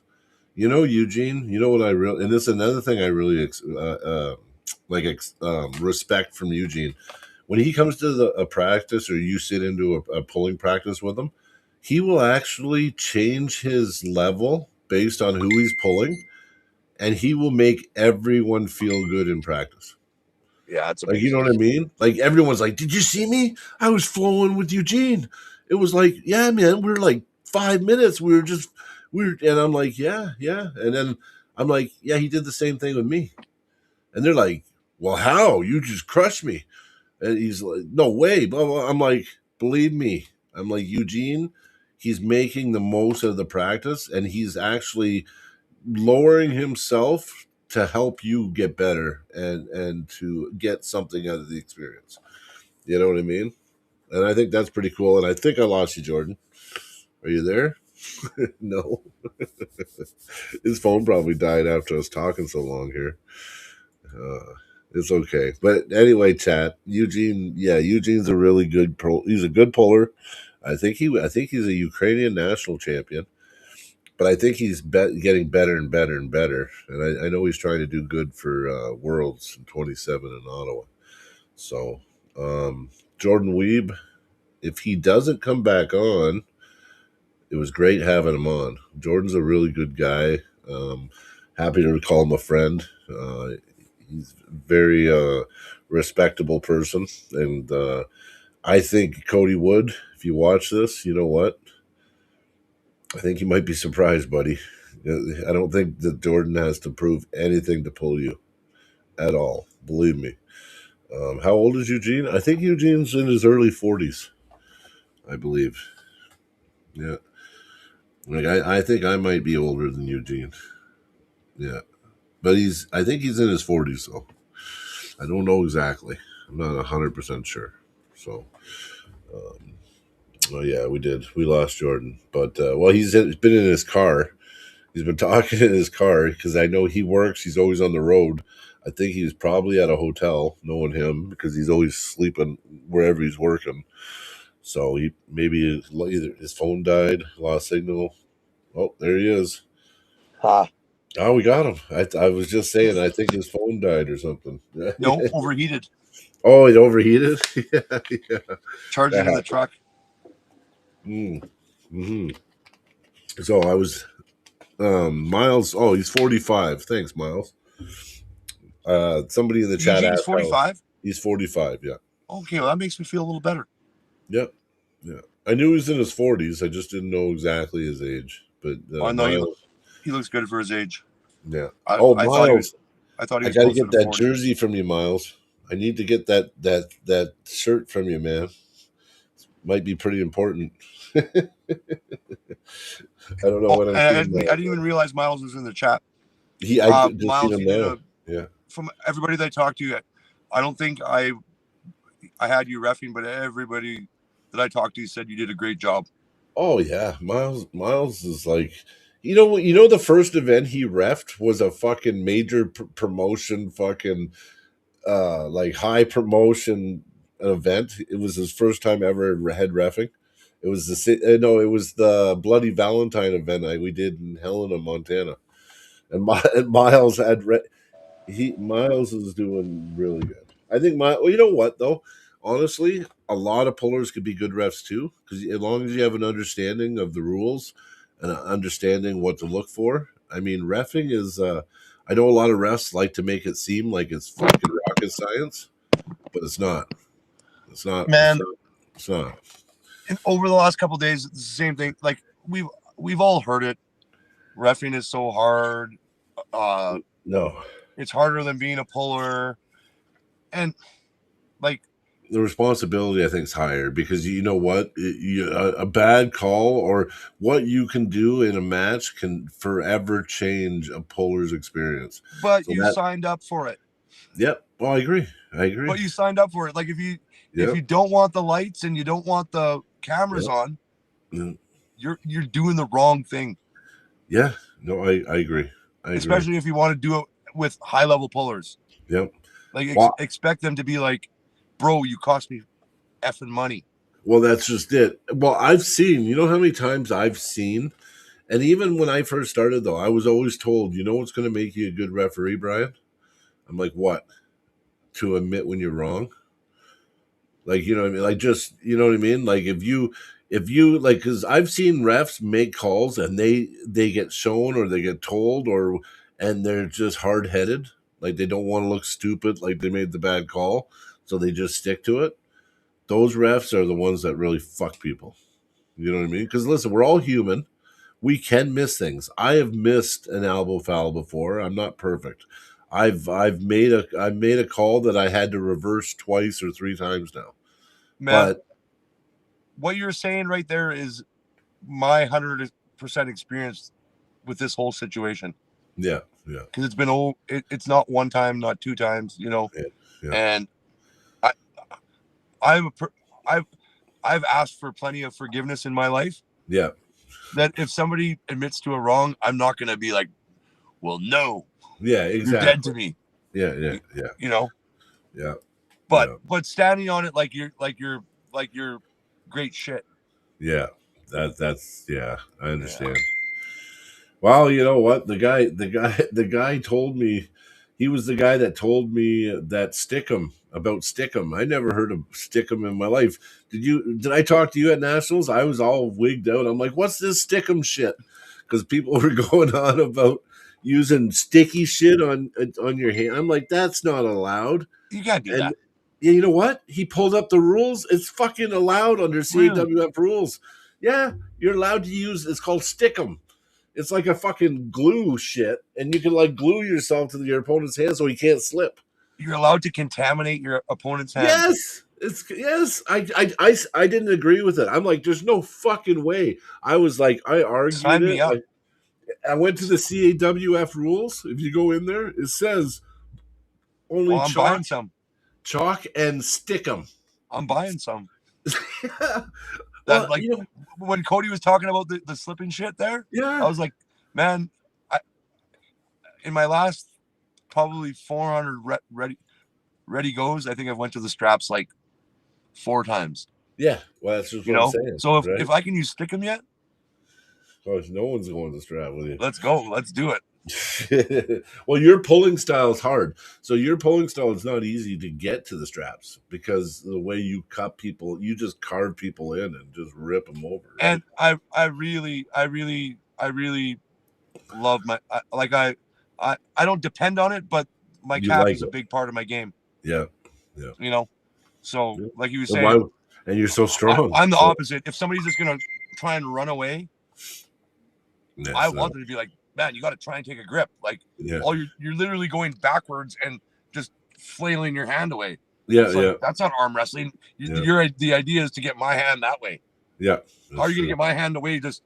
Just like throwing salt over your shoulder. So the only way that I can slip, because I don't like slipping because it hurts. I like the strap, mind you.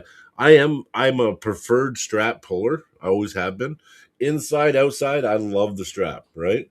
But I've never liked slipping because my shit don't bend. Like my wrist, that's as far as it goes back. Same for me, man. That's it. And when I get that twang and that, it hurts me, right? So I don't like it. But what I do is if I drive and I feel like we're coming apart a bit, I will just hit again to come out. You know what I mean? Like and that way, if you hold on, I pin you, right? Yeah, totally.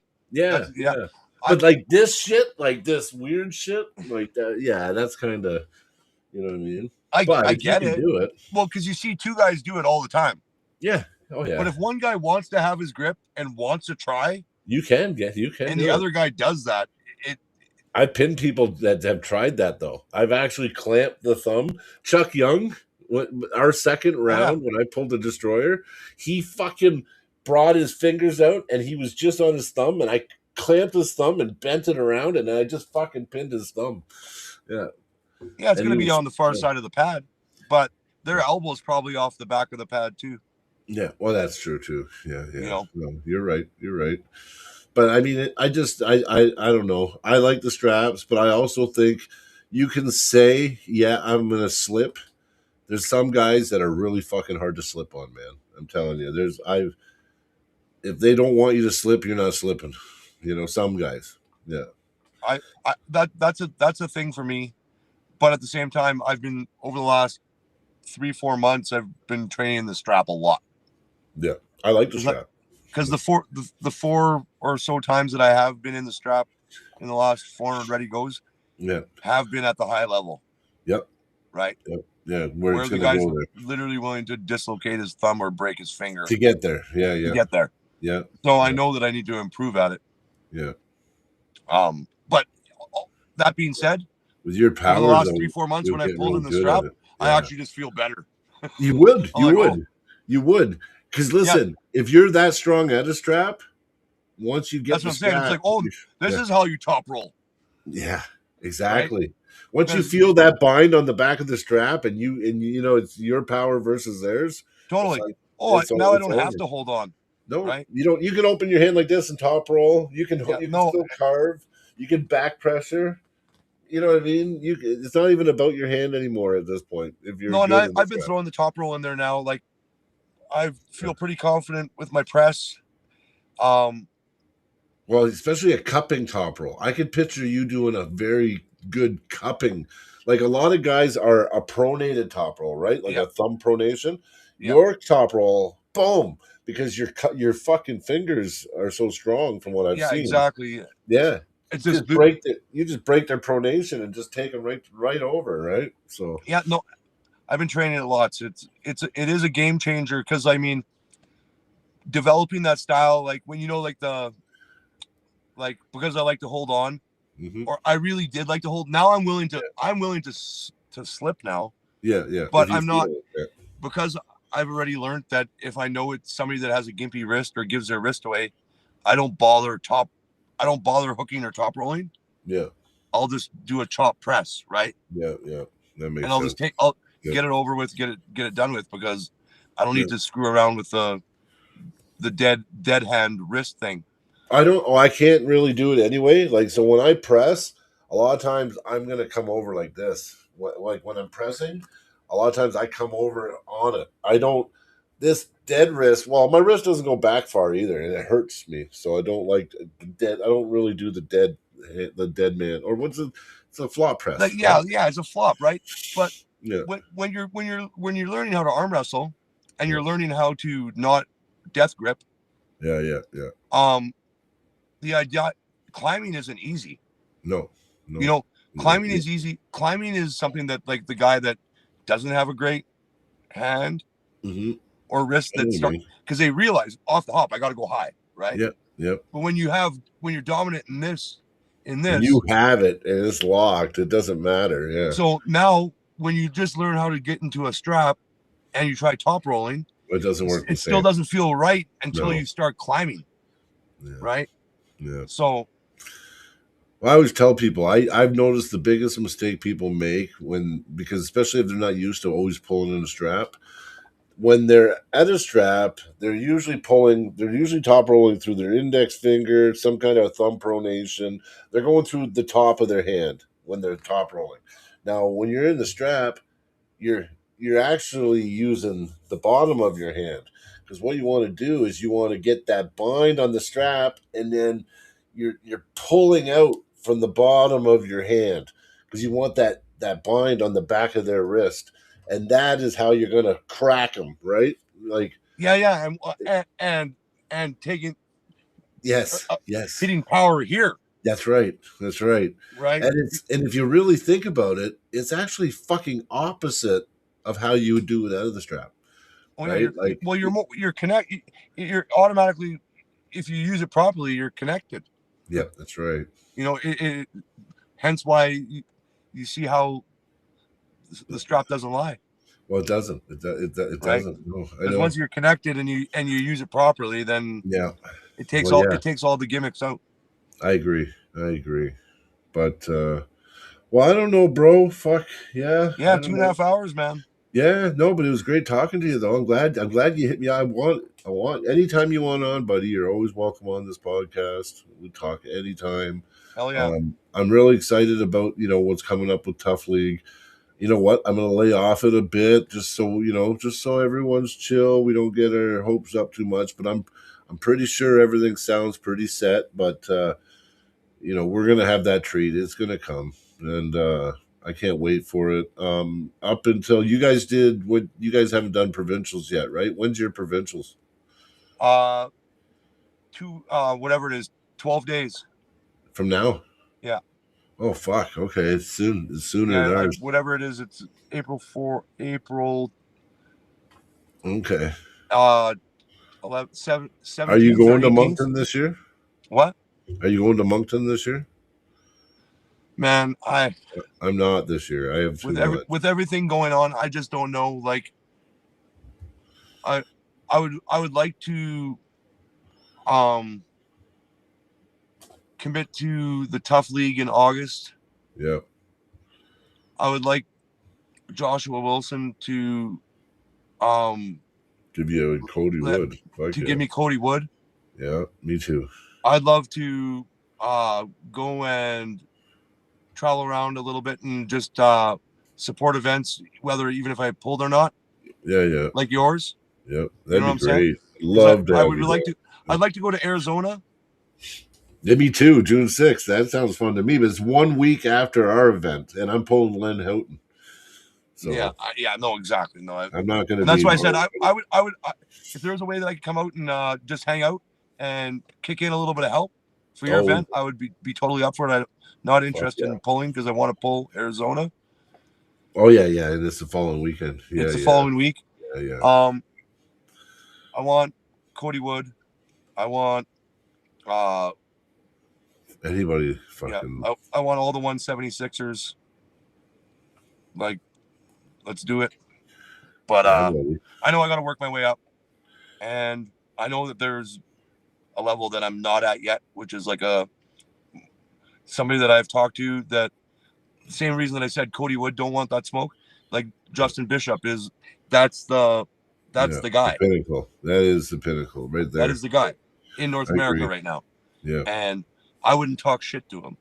yeah, yeah. No, You I know, know what you mean. Listen, Justin's he's fucking the man.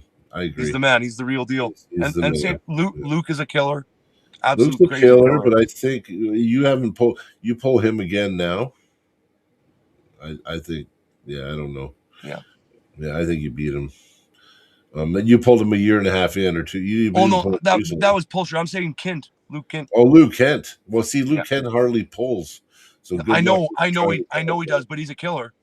Oh, yeah. He's always going to If be he a shows killer. up, he's He's a gonna show up hitter. like. Yeah, but if you stop that, if you stop that, I think you got your really good chance But of like I beating. said, that those are goals.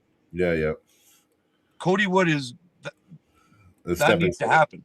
Yeah, I know what you're saying. Yeah. You know, like because he's not there either, No, he's not. He's not. and I he's agree. and we're both Hungry. willing to pass tests. Yeah. Well, that's Right. another thing too. Yeah, and that fits in really good with the armbender because they actually do that tested part of that event, right? Well, that's So what I'm saying. That's what this is for. This is for their 176 all natural world champion. yeah. That's what I Yeah. want. I like Yeah. Yeah. that's a big part of Well, it. you got my vote on that, 100%. And I talked to Josh, and I'm sure I have talked to Josh recently. And you know what? He's having a lot of anxiety and stress. I will totally stick up for him. Because listen, there's about 30, 40 guys that I've been having this discussion with, like similar to yours. But I think yours is probably one of the most valid ones. But Josh he's like, I only got this many matches. And he's like, it's right now I have 187 fucking people that are Yeah, but but how many national champions in that but weight this class? is what I'm saying here. Like all you should do, all if I was Josh right now, I would just do my research on everybody that puts their name in the hat and pick the best. And you know what? You are definitely you're a national Canadian national champion. We are, believe it or not, we are recognized as a fucking very strong country for arm wrestling. So the fact that you won Canadian nationals, that should be enough, really. You know And what I I've mean? banged with the top Yes. 198ers in Yes. the US. Yeah. I know. Like I'm not And that saying was a I'm not year. saying I'm a top 10 198er in the US because I'm not, No. but I'm a top 40. Yeah. And Cody Wood is Oh, he's not a top no, he's 10, not. Sorry, 176. he's not. No. He's not. I agree. I agree 100% So with you. I So, mean, yeah. if it takes a little while more to campaign, I will. Yeah, But no, it's good. Let's have these, you know what? You got to have these discussions, bro. And you know what? You got well, to make it he reality. told me if I beat so and so, I could come arm wrestle him in Georgia because he doesn't like to travel. Oh, Well, fuck I'm an off. arm wrestler, bro. Yeah. Cody Wood. Yeah, I'm an yeah. arm wrestler. I'll travel anywhere. Yeah. Fuck This yeah. is what Where I does he do. live? Where's he live? If you don't like traveling, you're in the wrong sport, buddy. Where's he live? Yeah, you're right. And he's not telling the truth. He's traveled. He went to Knuckles Up. He went to the Montana. He's been traveling. So that's bullshit. But where's he from? Because listen, you Georgia. know what? Well, fuck. Maybe I have July. July is pretty open. You know what? Fucking try to set up a match down there. See if he's got a super, and I'll go down, pull somebody. I'll go down with you.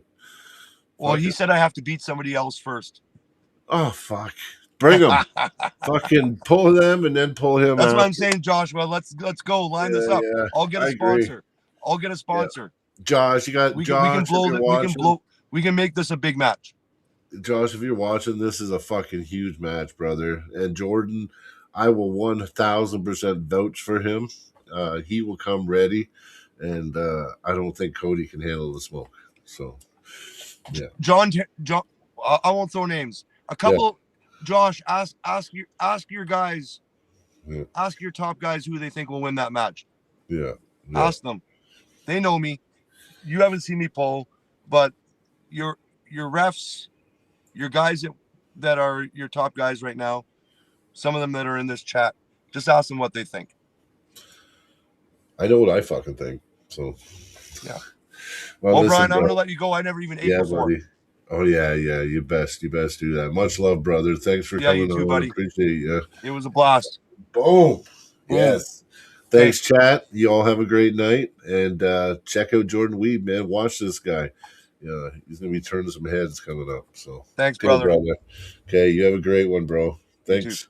Okay, take care, everyone.